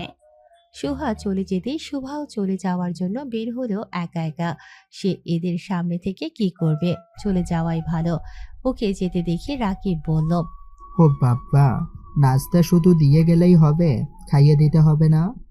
শোভা পেছন ফিরে দাঁত কটমট করে বিড়বিড়িয়ে কিছু একটা বলে বের হয়ে গেল রুম থেকে। অনু এলো তারও কিছু সময় পর, তখন রাত 9টা কি 10টা বেজে গেছে। নতুন জামাইও তার সাথে আসা ভাইদের খাবার খেতে দেয়া হয়েছে। তারপর বাড়ির লোকজন খেতে বসবে। প্রণয় খেয়ে দিয়ে রুমে এলো। অনু তখন সালোয়ার কামিজ পরে বিছানায় বসে আছে। প্রণয়কে আসতে দেখে গায়ের ওড়না ঠিক করে মাথায় আঁচল দিতে দিতে বলল, আমায় ডেকেছিলেন? সুহা বলছি। ভাইয়ের বাড়ি এসেই তুই জামাইকে ভুলে গেছিস না? অনু হকচকিয়ে গেল প্রণয়ের কথায়। বুঝলো প্রণয়ের রাগ উঠেছে, কথা ধারালো শোনাচ্ছে তাই। শান্ত মিষ্টি করে অনু বলল, ভাবির সাথে কথা বলছিলাম, তাই আপনার খেয়াল রাখতে পারিনি। তা ভাবির সাথে কি গোপনীয় আলোচনা করছিলেন শুনি? অনু ঘন ঘন ঢোক গিলে নিয়ে বলল, এমনি কথা বলছিলাম, বিশেষ কিছু না। প্রণয় দরজা লাগাতে লাগাতে বলল, এসব আমার জানা আছে। কি নিয়ে কথা বলছিলি? যাই হোক, আজকের পর তোর এই ভুলের জন্য ভাইয়ের বাড়ি আসা কি বন্ধ করে দেব? অনু মাথা নামিয়ে কিছু একটা বলল, তবে তা প্রণয়ের কান পর্যন্ত পৌঁছালো না। প্রণয় আর অনুর বিয়ের 3 দিন চলছে আজ। প্রণয়দের বাসায় গতকাল বিকেলেই এসেছে অনু। সবার থেকে পাওয়া গিফটগুলো সাজানো গোছানো চলছে আজ সকাল থেকেই। প্রণয়ের মা প্রহেলিকা একা একা রান্না সামলাচ্ছেন। অনু কয়েকবার সাহায্য করতে গেলেও বলেছে বিয়ের পর 10 দিন আগুনের পাশে থাকতে নেই। অনু তখন বলেছিল এসব মানতে নেই, তবু প্রহেলিকা বলল, তুমি না মানলে মা, আমি মানবো। আমার একটা মাত্র ছেলে, ওর সংসার জীবন যেন সুন্দর হয়, আমি তাই চাই। এসব আগুনের কাজ এখন না করলেও চলবে, সংসারে আগুন লাগলে বিপদ। অনু আর না পারতে রুমে চলে এলো। প্রণয়ের হাতে হাতে কাজ এগিয়ে দিল। বাসার সব মেহমান চলে গেছে, আছে শুধু প্রণয়ের ফুপুর 2 ছেলে আর তাদের ছেলে বউয়েরা। ওরা এখন সুমিদের বাসায় ঘুরতে গেছে, তাদের আরেক মামার বাসা কিনা। রাকিব সেই তখন থেকে অনুর সাথে কথা বলার চেষ্টা করছে, উদ্দেশ্য শুভার ব্যাপারে কিছু জানা অজানা কথা শোনার। শুভা মেয়েটা ব্যাপক চঞ্চল, ওর খুব করে মনে ধরেছে। প্রণয় রুম গুছিয়ে রাকিবকে বলল, হয়েছে, এখন গিয়ে ফ্রেশ হয়ে নে। রাকিব যেতেই প্রণয় অনুর দিকে চোখ মুখ কঠিন করে প্রশ্ন করল, এই তুই ওর সাথে হেসে হেসে এত কথা বলছিলি কেন? অনু চোখ ছোট ছোট করে বানিয়ে জিজ্ঞেস করল, কই? এই যে এক্ষুনি বলছিলি। ওর সাথে এত কথা বলার কি দরকার? হ্যাঁ, আমি আছি না? আমার সাথে সব কথা শেয়ার করবি তুই। ওর সাথে কি দরকার? অনু মাথা দুদিকে দুলিয়ে অতিষ্ঠ হয়ে বিড়বিড়িয়ে বলল, এই লোক আমায় 2 দিনে জ্বালিয়ে মারলো। কি বললি? কিছু না, আপনাকে না। সে ভালো কথা, আমি ফ্রেশ হয়ে আসছি, সন্ধ্যায় বের হব তোকে নিয়ে। কোনো কিছু বলল না। প্রণয় ফ্রেশ হয়ে এসে শার্ট বদলাতে বদলাতে ওকে তৈরি হয়ে নিতে বলল। ওর কতদিনের ইচ্ছে একটা সুন্দর সন্ধ্যা কাটাবে অনুর সাথে। আজ থেকে সেই স্বপ্নগুলো পূর্ণতা পাবে যা ও অনেক আগে থেকে দেখে এসেছে। অনু প্রণয়ের জোড়াজুড়িতে তৈরি হলো। এমনিতেই ওকে সহ্য করতে না পারলেও আজকাল কেন যেন অনুর ইচ্ছে হয় সবসময় প্রণয়ের পাশে পাশে থাকতে, ওর কাছাকাছি অবস্থান করতে। হয়তো এটাই বৈবাহিক সম্পর্কের জোর শক্তি। অনুকে নিয়ে বের হতে দেখে প্রহেলিকা রান্নাঘর থেকে উচ্চস্বরে বলে উঠল, এই তোরা দুজনে এই সন্ধ্যাবেলায় কই বেরোচ্ছিস? প্রণয় সাদা পাঞ্জাবি পরেছে অনুর পরনের শাড়ির সাথে মিলিয়ে। পাঞ্জাবির বোতাম লাগাতে লাগাতে বলল, একটু বের হচ্ছি মা, আমরা বাইরে খেয়ে নেব। ওকে নিয়ে একটু ঘুরতে বের হচ্ছি। ছেলের কথায় প্রহেলিকাকে নারাজ দেখালো। রাগঢাক করে বলল বারবার, বাবা, নতুন বিয়ে করেছিস, এই সময় যাস না বউকে নিয়ে। অনু মানল প্রহেলিকার কথা। ও মুরব্বীদের কাছে শুনেছে এর আগে নতুন বউদের মধ্যাহ্নের দুপুরে আর ভর সন্ধ্যাবেলায় ঘরের বাইরে না যেতে, এতে জিন পেতের নজরে আসার চান্স থাকে। আর ওদের বিয়ে হয়েছে মাত্র 3 দিন হয়েছে। গ্রামের লোকেরা বলে নতুন জামাই বউদের শরীরে নাকি 18 মাস পর্যন্ত নতুন বিয়ের গন্ধ লেগেই থাকে। ওদের বিয়ে সেখানে মাত্র 3 দিন হয়েছে। অনু ভয়ে ভয়ে প্রণয়ের দিকে তাকিয়ে বলল, শুনছেন, মা ঠিকই বলেছে, এই সময়ে আমাদের না বের হয় ভালো হবে। আমরা না হয় কাল সকালে বের হব। প্রণয় পকেট থেকে ফোন বের করে কাউকে কল করতে করতে বলল, এসব অনেক আজগুবি চিন্তা ভাবনা, কিছুই হবে না, চলো। অনু ঠোঁট ফুলিয়ে আগে আগে বের হলো। প্রণয় মাকে বুঝিয়ে গাড়ির চাবি নিয়ে বের হলো। গাড়ির কাছে এসে ড্রাইভিং সিটের পাশের সিটে অনুকে বসিয়ে ও নিজেও পাশে উঠে বসলো। তখন মাগরিবের আজান দেবে দেবে। সুমি তখন উঠোনে এসেছে রান্নার জন্য শুকনো কাঠ নিতে। দুজনকে একসাথে বের হতে দেখিয়ে কাঠ নিয়ে ভেতর বাড়িতে ঢুকেই সজীবের ঘরে গেল। সজীব তখন মনোযোগ দিয়ে মোবাইল স্ক্রিনে কিছু একটা দেখছিল। সুমি এসে বলল, 2 নায়ক নায়িকা ঘুরতে বের হয়েছে, খেলা শুরু করবে কখন? সজীব ফোন সরিয়ে বলল, আহা ভাবি, এ তো অল্পতেই খেলা শুরু করলে তো জমবে। আমি আজও ভুলিনি ওই শালা আমায় কিভাবে মেরেছিল সেদিন। কি করেছিলাম আমি? অনুকে বিয়েই তো করতে চেয়েছিলাম, আর ও আমাকে সবার সামনে পেটালো, তাও আমার ছোট হয়ে। ও আমাকে এ গানারও সম্মান দেয় না ভাবি। মাঝখান থেকে ওই অয়ন আমার দেওয়া প্রস্তাব ফিরিয়ে দিয়ে প্রণয়ের সাথে বিয়ে দিয়ে দিল অয়নটার। তুমি জানো না ভাবি, এই প্রণয়নের জন্যই আমরা 2 ভাই সব সময় ভালোবাসার মানুষকে পেতে ব্যর্থ হয়েছি। সজীবের কথায় সুমির এবার বক্ষতালু জ্বলে উঠল। তার স্বামী যে বিয়ের আগে কাউকে পাগলের মতো ভালোবেসেছে এই কথাটা সে আজও মানতে চায় না। তাই তো বিয়ের পর যেদিন থেকে স্বামীর প্রথম পছন্দের নারী নামক মানুষের কথা শুনেছে তখন থেকেই প্রিয়ন্তীকে তার সহ্য হয় না। ওর সুখের সংসারও সহ্য হয় না। সবুজ এখনো প্রিয়ন্তী এলে বেহায়ের মতো ওর খোঁজ খবর নিতে যায়, যা সুমির মোটেও পছন্দ না। কতবার চেষ্টা করলেও প্রিয়ন্তীর খারাপ করতে পারল না। কিন্তু যখন সজীব অনুকে পছন্দ করার পর বিয়ের প্রস্তাব দিতে গেল, সেদিন অয়ন কিছু বলার আগেই প্রণয় গিয়ে সজীবের শার্টের কলার ধরে সেখান থেকে তুলে আনলো। অনুদের বাড়ির উঠোনেই দুজনের এক কথায় 2 কথায় ঝামেলা লেগে গেল। তারপর সেই সংঘর্ষ। এরপর বেশ কয়েকটি বছর পার হলো। প্রণয়ের প্রতি ক্ষোভ মনে থাকলেও তা প্রকাশ করল না। যা হবে এখন হবে। সজীব ঘর থেকে বের হতে হতে বলল, আমি আসছি একটু। আর হ্যাঁ, অনুর সাথে জেনে নিও প্রণয় শহরে ফিরছে কবে, তারপর যাব আমরা ওই চেলা বাবার কাছে। এই কয়দিন ওর সাথে তুমি আরো ঘনিষ্ঠ হওয়ার চেষ্টা করবে, কেমন? তুমি আসলে কি করতে চাইছো সজীব? আমি বুঝতে পারছি না। সজীব বাঁকা হেসে বলল, তোমার কি মনে হয় প্রণয়নের নাকের ডোকা দিয়ে তুমি ওর বউয়ের ক্ষতি করতে চাইবে আর ও তা মেনে নেবে? জানলে মাটিতে পুঁতে দেব। তাই যা করার প্রণয়নের চোখের পেছন দিয়ে করতে হবে, যেন ও কিছুই টের না পায়। তুমি তাহলে আসলে করবে কি?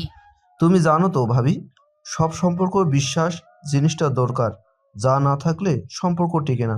আমি তো শুধু দুজনের মাঝেই অবিশ্বাস শব্দটা গড়ে তুলে দেব, তারপর দেখবে কি হয়। আমার না হলে এই অনুর প্রণয়নের ও হবে না। সুমিত তাচ্ছিল্য হেসে বলল, ওদের মাঝে যে মাখো মাখো প্রেম দেখছি, তাতে তুমি যা করতে চাইছো তা হবে না, দেখে নিও। সজীব জানালার সামনে গিয়ে দাঁড়িয়ে ঘাড় চুলকে বলল, সে সময় আসুক, দেখে নিও দুজনের মাঝে ঠিক কতটা ফাটল সৃষ্টি করি আমি। সজীব আর সেই রাতেই ঘুমোলো না। একের পর এক মাথায় শয়তানি চক্র করতে থাকলো, ঠিক কিভাবে ও প্রণয় আর অনুর সাজানোর সংসারে ঝামেলা সৃষ্টি করবে। অনু একটু বোকাশোকা নরম মনের হলেও প্রণয় ধূর্ত চালাক প্রকৃতির, যদি কোনোভাবে একবার জেনে যায় ওর সংসারে নজর দিয়েছে সজীব, তাহলে ওর কবর না ঘুরে ক্ষান্ত হবে না প্রণয়। তাই যা করার করতে হবে প্রণয়ের অগোচরে। পরের দিন সকাল সকাল বের হলো সজীব বাড়ি থেকে। উদ্দেশ্য নদীর পাড়ে থাকা তান্ত্রিক চালা বাবা। সে লোকটা নাকি বহু বছর ধরে মানুষের মনের উপর প্রভাব ফেলার বিদ্যা জানে। জেলার আস্তানা নদীর পাড়ে থাকা জঙ্গলের এক কোণে বড়সড় বট গাছের নিচে। ওখানে গিয়ে দাঁড়াতেই সজীবের পুরো গা ছমছমে করে উঠল। শুকনো ঢোক গিলে সামনে এগুলো। বট গাছটার নিচে লোকটা ইট দিয়ে বাধাই করে নিয়েছে। চারদিকে লাল কাপড় দিয়ে পতাকা লাগিয়ে নিশানা বানিয়েছে। গাছের ডালে ডালেও লাল কাপড়ের দেখা মিলল। বৃদ্ধ তান্ত্রিক এখন চোখ বুজে বসে আছে সেখানে, দু পা ভাঁজ করে। ও খেয়াল করলো লোকটার সামনে নানা রকম পুঁতি, লাল কাপড় সহ পশু পাখির মাথার খুলি, হাড়গোড়, তেল চিটচিটে মোমবাতি পড়ে আছে। চোখ বন্ধ অবস্থায় মুখে কিছু অদ্ভুত মন্ত্র পড়ছে। আশেপাশে খড় পুড়িয়ে রেখেছে, যা ধোঁয়ার সৃষ্টি করে রেখেছে জায়গাটা। এর ফলে এখানের পরিবেশটা কেমন অদ্ভুত আর ভারী লাগছে। মনে হচ্ছে এখানের বাতাসেও কিছু অদৃশ্য শক্তি ঘুরছে। সজীব যেতে তিনি মন্ত্র বপা বন্ধ করে চোখ বন্ধ অবস্থাতেই কিছু বোঝার চেষ্টা করলেন। তারপর সেভাবেই বললেন, কে তুই? এখানে কেন এসেছিস? ফটাফট বলে বিদায় হ। সজীব ঢোক গিলে নিজেকে স্বাভাবিক রাখার চেষ্টা করল। ভেতরের উত্তেজনা চাপা দিয়ে বলল, আমি একটা সাহায্য নিতে এসেছিলাম, আর আপনার সহায়তা দরকার। দয়া করে আমাকে সাহায্য করুন বাবা। চালা বাবা ডান হাতের মুঠোটা নিজের নাকের কাছে ধরে কিছু একটার সুবাস টেনে নিলেন নাক দিয়ে। তারপর বললেন, কি সাহায্য চাই তোর? ফটাফট বল। সজীব আশেপাশে চাইলেও মনে ভয় আসলেও সাহস জুগিয়ে বলল, আমার এক শত্রুর বৈবাহিক জীবন দুর্বিষহ করে তুলতে চাই, তাই আপনার সাহায্য নিতে এসেছি। তুই ঠিক জায়গায় এসেছিস। চেলার কথা শুনে সজীবের মন প্রসন্ন হলো। ও ভেবেছিল তান্ত্রিক বাবা না ওকে কথা শোনায়। ওর হাসির মাঝেই লোকটা বলে উঠল, তোর কাজ হয়ে যাবে। তার জন্য প্রথমেই আমার আস্তানায় তোকে 10 জোড়া কবুতর, 4 জোড়া মোরগ উৎসর্গ করতে হবে। তারপর আমি তোর কাজ করে দেব। সজীব সময় নিল না, সাথে সাথেই বলল, জি জি জি, সব পেয়ে যাবেন। আমি যত দ্রুত সম্ভব আপনার বলে দেওয়া সব নিয়ে আসব। সজীব লোকটার তোষামত করতে বলল। জি চেলা বাবা, আমি তাহলে এখন আছি। প্রণয় তখন ঘুমোচ্ছে। অনু উঠে রোম ঝাড়ু দিয়ে বালতিতে রাখা কাপড়গুলো ব্যালকনিতে শুকোতে দিল রোদে। রুমে এসে চুল আঁচড়ে বাইরে গেল। প্রহেলিকা ফজর নামাজের পর আর ঘুমোন না। একেবারে নামাজ শেষ করে কোরআন তেলাওয়াত করে রান্না করতে আসেন। অনু এসে বলল, আমাকে রান্না করতে না দিলেও আমি সাহায্য করতে চাই। আমি রুটি বেলিয়ে দেই। প্রহেলিকা খুশি হলেন অনুর আন্তরিকতা দেখে। তিনি রুটি বেলতে দিয়ে নিজেই ভাজি করতে লাগলেন সবজি। সকালবেলার খাবারটা প্রণয়দের বাসায় শেষ করে আজ ওর ফুপিরা চলে যাবে, তাই প্রহেলিকা বিভিন্ন খাবারের পদ তৈরি করেছেন। অনুকে ডেকে প্রণয় চা দিতে বলে গেল। প্রহেলিকা কাপে ঢেলে অনুর হাতে ধরে দিয়ে বললেন, প্রণয়কে দিয়ে আয় আগে, পরে রুটি বেলিস। অনু কাপ নিয়ে রুমে চলে আসলো। প্রণয়ের দিকে বাড়িয়ে দিয়ে দাঁড়িয়ে রইল। কে বানিয়েছে? তুই বানিয়েছিস? প্রণয়ের প্রশ্নে অনু বলল, না, মা আমায় চুলার কাছে যেতে দিচ্ছে না। কি সব কুসংস্কার নিয়ে পড়ে আছে। বলে কিনা তার একমাত্র ছেলের সংসার যেন সুন্দর হয়, তাই তিনি সব মেনে মেনে চলবেন। এগুলো কি মানা দরকার? প্রণয় সোফায় বসে মোবাইল স্ক্রল করছিল। অনুর কথা শুনে মোবাইল অফ করে বলল, তোর আর আমার সংসার?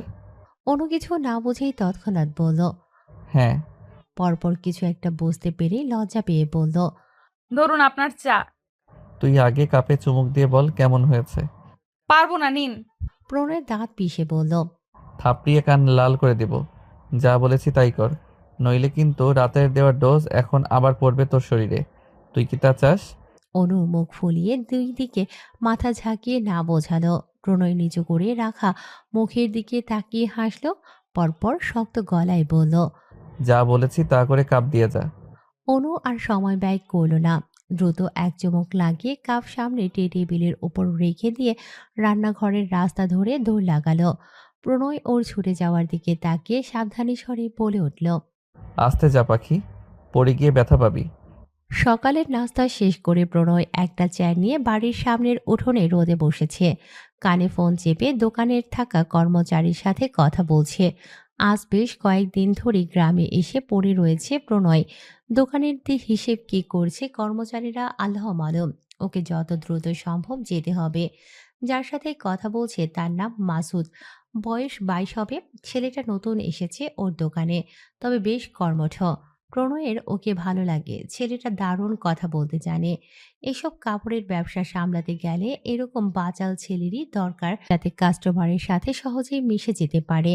ছেলেটা ওকে দোকানে ফিরে যেতে বলছে বারবার করে। প্রণয় জানালো 2-1 দিনের মাঝেই সে ফিরবে। কথা বলা শেষ করে ওর চাচাদের বাড়ির দিকে চোখ মেলে চাইল। প্রণয়ের বাবারা 3 ভাই ছিলেন, দাদার জমি জমা 3 ভাই সমান অংশই পেয়েছেন। ওর চাচারা বেঁচে রইল, আর ওর বাবা বেশ কয়েক বছর আগেই হার্ট অ্যাটাকে মারা গেছেন। সেই থেকে মায়ের দেখাশোনা ও নিজেই করছে। মামাদের সহায়তায় কিছু জমি বিক্রি করে শহরের দোকান দিয়েছিল। আস্তে আস্তে ব্যবসায় লাভ হতে থাকলে সেই সব জমি আবার ফিরিয়ে আনে। চাচাদের আগেই গ্রামে ও ইট দিয়ে একতলা বাড়ি বানিয়েছে, গাড়ি কিনেছে, শহরেও জমি কিনেছে, সেখানে বাড়ি করবে। আগে হাতে টাকা হোক। ওর অল্প বয়সেই এই সফলতা অর্জন দেখে মামারা তাদের মেয়েকে বিয়ে দিতে চাইতেন প্রণয়ের সাথে, কিন্তু প্রণয় যে অনেক আগে থেকেই অনুকে বউ বানাবে বলে সিদ্ধান্ত নিয়েছে, তাই মামাদের সেই স্বপ্ন আর পূরণ হলো না। একদিন গ্রামে এসে শুনল চাচার মুখে সজীব নাকি অনুকে পছন্দ করে বলে বাবার কাছে জানিয়েছে। তার আগেই প্রণয় অয়নকে নিজের মনের কথা জানিয়েছিল। তবুও সজীব শুনল না, বিয়ের প্রস্তাব নিয়ে গেল প্রিয়ন্তীর স্বামীর কাছে। খবর পেয়ে প্রণয় গিয়ে ওকে বোঝালো, কাজ হলো না। ও কথা বাড়াতেই অয়নদের বাড়ির উঠোনেই 2 চাচাতো ভাই ঝামেলা শুরু করে দিল। সেই দিনের পর আর সজীবের সাথে প্রণয়ের সম্পর্ক স্বাভাবিক থাকেনি। আর না চাচা চাচির সাথে, এমনিতেই সবুজের জন্য ওদের সাথে সম্পর্ক আগে থেকেই একটু নড়বড়ে ছিল। ওই ঘটনার পর আরও দ্রুত তৈরি হয়েছে। 4 বছর পর প্রণয়ের বিয়ের জন্য আবারও 2 পরিবারের মাঝে দেখা সাক্ষাৎ, কথাবার্তা হচ্ছে। প্রণয়দের বাড়িটা এক সাইডে, তারপর ছোট চাচার ঘর, তারপর সজীবদের ঘর, সিরিয়াল ধরে। প্রণয় বসে বসে সজীবদের বাড়ির গেয়ে দিকেই দেখছিল। প্রণয় অনুকে অয়ন দাওয়াত করেছে দুপুরে। প্রহেলিকাকেও সাথে নিয়ে যেতে বলেছে, তবে প্রহেলিকা বলেছে আজ সে যাবে না। প্রণয় অনুকে তৈরি হতে বলেছে, হয়তো ওর তৈরি হওয়া শেষ, তাই রুমে এলো। ও নিজেও তৈরি হয়ে অনুকে নিয়ে বের হলো। যাওয়ার পথে ও বাড়ির জন্য ফলমূল, প্রান্তিকের জন্য চিপস, চকলেট নিয়ে নিল। প্রান্তিক ফুপুকে পেয়ে খুব খুশি, তার সাথে আবার তার মামাও এসেছে। দুপুরের খাবার খেয়ে বিকেলের দিকে প্রণয় অনুকে নিয়ে নিজের বাড়ি ফিরল। প্রণয় কাল সকালেই আবার চলে যাবে বাসায়, গিয়ে মায়ের বাজারের লিস্ট নিয়ে বাজার করে দিয়ে যেতে হবে। অনুর মন খারাপ, প্রণয় চলে গেলে তার একা একা লাগবে বাসায়। প্রণয় বুঝতে পারল, তবে ওর মনটা ভালো লাগায় ছেয়ে গেল। এখন থেকে মায়ের পাশাপাশি অনুও তার কথা চিন্তা করবে। ওর এখানে ফিরে আসার পথ চেয়ে বসে রইবে। পরের দিন সকালে প্রণয় চলে যাবে বলে নিজের লাগেজ নিয়ে বের হলো। অনুও পিছু পিছু আসলো মাথা নামিয়ে। প্রণয় দেখেছে কাল থেকেই অনুর মন খারাপ। রাতেও ঘনিষ্ঠ মুহূর্তে অনু চুপ করেছিল, ওর বুকে মাথা চেপে ফুপিয়ে যাচ্ছিল। প্রণয় তখন শব্দ করে হেসেছিল, তাতে যদিও অনু তখন রেগে গিয়েছিল। ক্ষেপে প্রণয়ের চুল টেনে দিয়েছিল। প্রণয় সেভাবে হাসতে হাসতেই বলেছিল, বিয়ে করে বর পাগল হয়ে গেছিস, জামাই চলে যাবে বলে চোখের পানি নাকের পানি এক করে ফেলছিস। তুই তো আমি সহ্য করতে পারিস না, তাহলে সব নাটক কিসের? অনু আচমকা প্রণয়ের বুকে খামছে দিয়েছিল। এভাবে কাঁদলে কিন্তু সাথে নিয়ে যাব। যাবি? আর কাঁদছিস কেন? আমি প্রতি সপ্তাহে আসব। সামনে ঈদের পর একেবারে নিয়ে যাব তোকে। এভাবে কাঁদিস না। কে শুনে কার কথা? অনু সেই তখন থেকে এখন পর্যন্ত ফুপিয়ে যাচ্ছে। প্রণয় বের হলো, গাড়ি পর্যন্ত গিয়ে বলল, কাঁদিস না। মায়ের খেয়াল রাখিস। আমি কল করব। একদম এপাড়া ওপাড়া ঘুরতে বের হবি না। যদি শুনি এসে, কিন্তু পা ভেঙে সাথে নিয়ে যাব। প্রণয় আর সময় ব্যয় করল না, গাড়িতে উঠে আরেকবার চোখ রাঙিয়ে কান্না থামাতে বলে ঘরে যেতে বলল। প্রহেলিকা এসে অনুকে ভেতরে নিয়ে গেল। প্রণয় সেদিকে চেয়ে নিজেও রওনা দিল। সজীব আজ সকাল সকাল অনেকগুলো কবুতর আর মোরগ এনেছে। সুমি এত সব দেখে বলল, এগুলো কেন আনলে? তোমার ভাই পশু পাখি পালতে পছন্দ করে না, জানো না? সজীব কবুতরগুলোকে খাদ্য দিতে দিতে বলল, এগুলো আমি পালতে নিয়ে আসিনি, আমার বন্ধু আমাকে কিনতে দিয়েছে। কিনে এনেছি, রাতে দিয়ে আসবো। সুমি উঠোন ঝাড়ু দিতে দিতে বকবক করতেই থাকলো। সজীব আর কানে নিল না। চেলা বাবা বলেছে রাতেই এসব দিয়ে আসতে। সারাদিন অপেক্ষা করে রাত হতেই সবকিছু রশি দিয়ে বেঁধে দু হাতে নিয়ে রওনা হলো। বটগাছের নিচে আসতেই চেলা বলল, এসেছিস? এগুলো রাখ, আর এই পানির বোতলটা নিয়ে যা। যার সর্বনাশ করবি বলে ভেবেছিস তার বাড়ির চারদিকে দিয়ে দিবি ছিটিয়ে। আর হ্যাঁ, যার ওপরে জাদুবিদ্যা প্রয়োগ করব তার একটা মাথার চুল আনবি, কেমন? অথবা কাপড়ের অংশ আন। সজীব ভক্তির সাথে তাল মিলিয়ে বলল, আচ্ছা বাবা, আচ্ছা, আমি নিয়ে এসে দেব। আর কিছু লাগবে? আমাকে 5,000 টাকা দিয়ে যা, কিছু জিনিসপত্র কিনতে হবে তোর কাজের জন্য। সজীব পকেট থেকে টাকা দিতে দিতে বলল, কাজ শুরু করার আগে শুধু চেয়ে যাচ্ছ, আর আমি দিয়েই যাচ্ছি। তুমি কি আসলে আমার কাজটা করে দিবে নাকি দেবে না?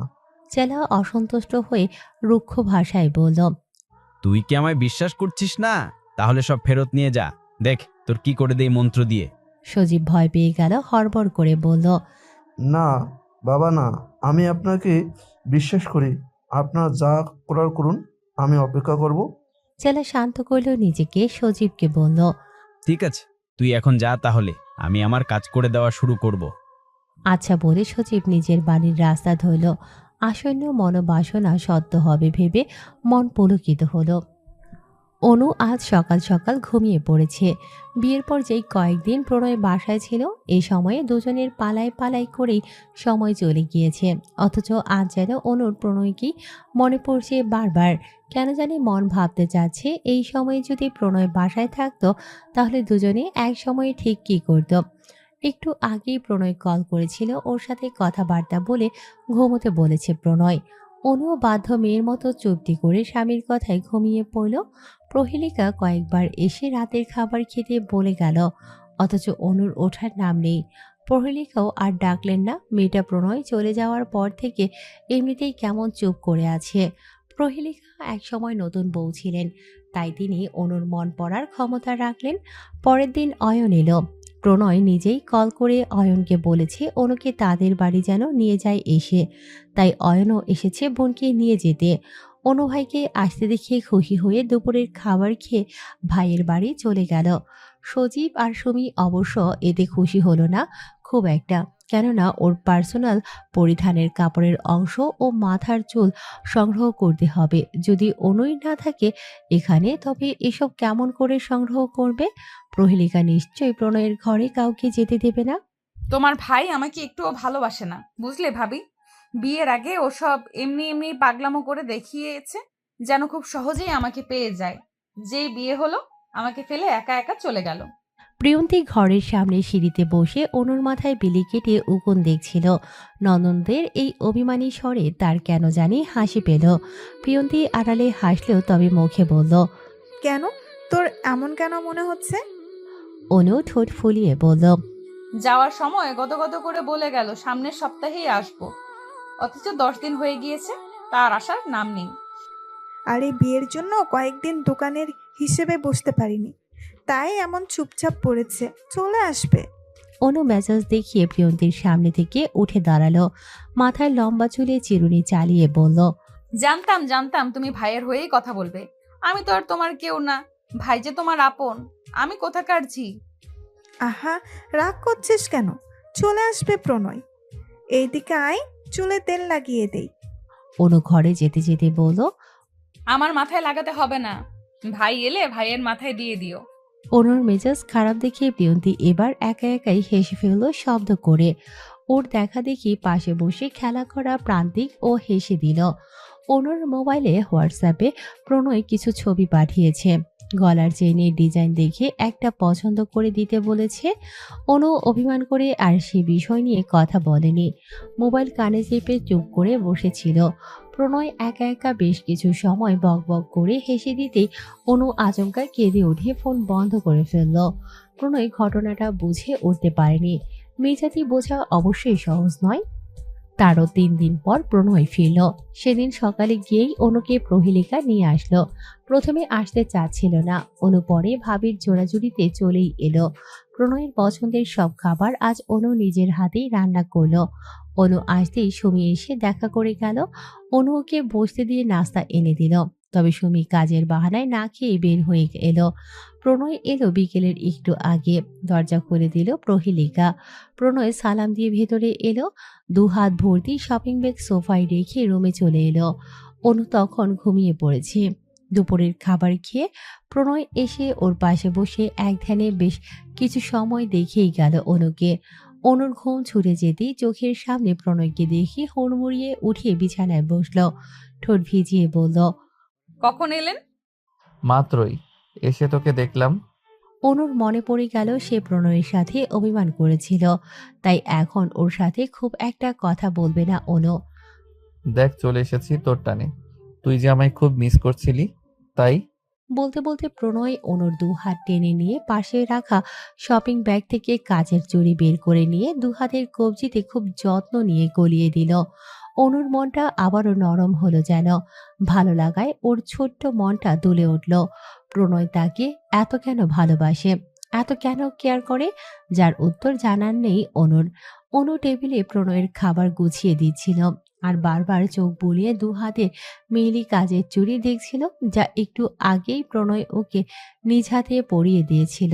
শুধু তাই নয়, গলায় দিয়েছে সোনার একটা চেন, যার সামনে একটা লাভ লকেট। মেদিনীপুরে মেলা বসেছে, প্রণয় অনুকে নিয়ে যাবে সেখানে।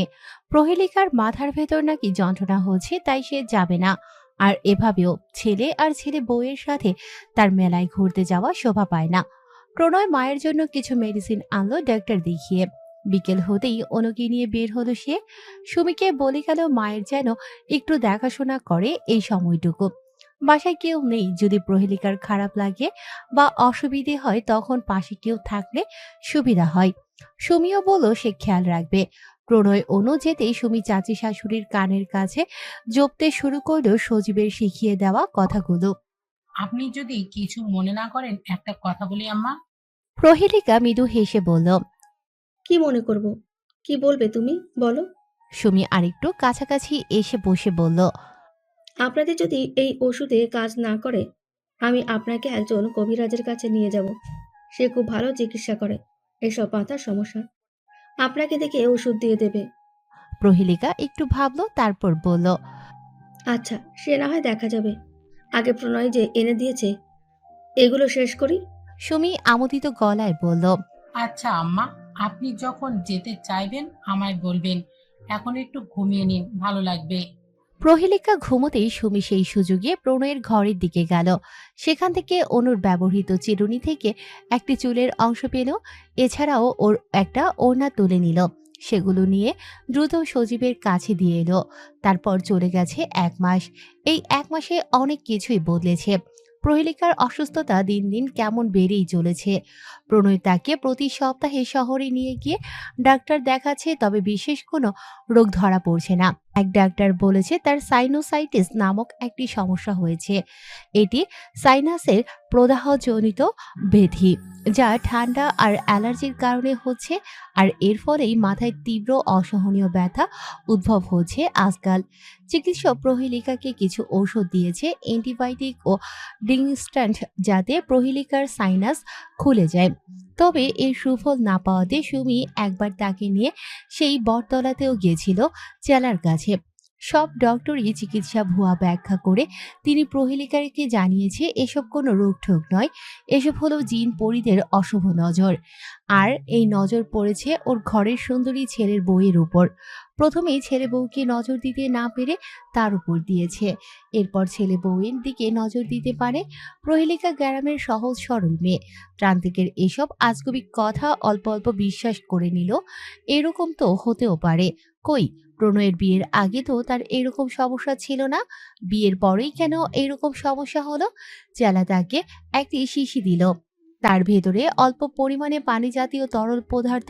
প্রহেলিকাকে বলল, এই তরল তুই আর তোর ছেলে বউকে প্রতিদিন পানির সাথে মিশিয়ে একবেলা খেতে বলবি, দেখবি সব অশুভ নজর তোর পরিবারের ওপর থেকে সরে যাবে। প্রহেলিকা শিশি নিয়ে এলেও ছেলে আর ছেলে বউকে এ ব্যাপারে জানালো না। প্রহেলিকা জানে এসব চেলাফেলাদের প্রণয় বিশ্বাস করে না, যদি জানে প্রহেলিকা গিয়ে এইসব নিয়ে এসেছে তাহলে এক গাদা কথা শোনাবে। তার থেকে চুপ চুপ করে দুজনে বিকেলে চায়ের সাথে মিশিয়ে খাবে, যা থাকে নসিবে। যদি থাকে নসিবে এমনি এমনি আসিবে। সেদিন বিকেলে অনু রাতের রান্না করছিল চুলায়, সেই সময় প্রিয়ন্তী আর প্রান্তিক এলো। অনু ওদের পেয়ে খুব খুশি হলো। প্রিয়ন্তী এখানে কিছুদিন থাকবে, অয়ন বাসায় নেই, সে শহরে গিয়েছে প্রণয়ের দোকানে কর্মচারী হিসেবে। প্রণয় শহরে বাড়ি করবে বলে দোকানে সময় দিতে পারছে না, তাই অয়ন গিয়েছে ওকে সাহায্য করতে। প্রিয়ন্তী মায়ের কাছে বসেছিল আর প্রান্তিক অনুর কাছে। অনু ওকে আদর করে করে ভাত মাখিয়ে খাইয়ে দিচ্ছিল। প্রিয়ন্তী এসেছে তা জানতো না সুমি, এসে ওকে দেখে ভেতরটা জ্বলে উঠল।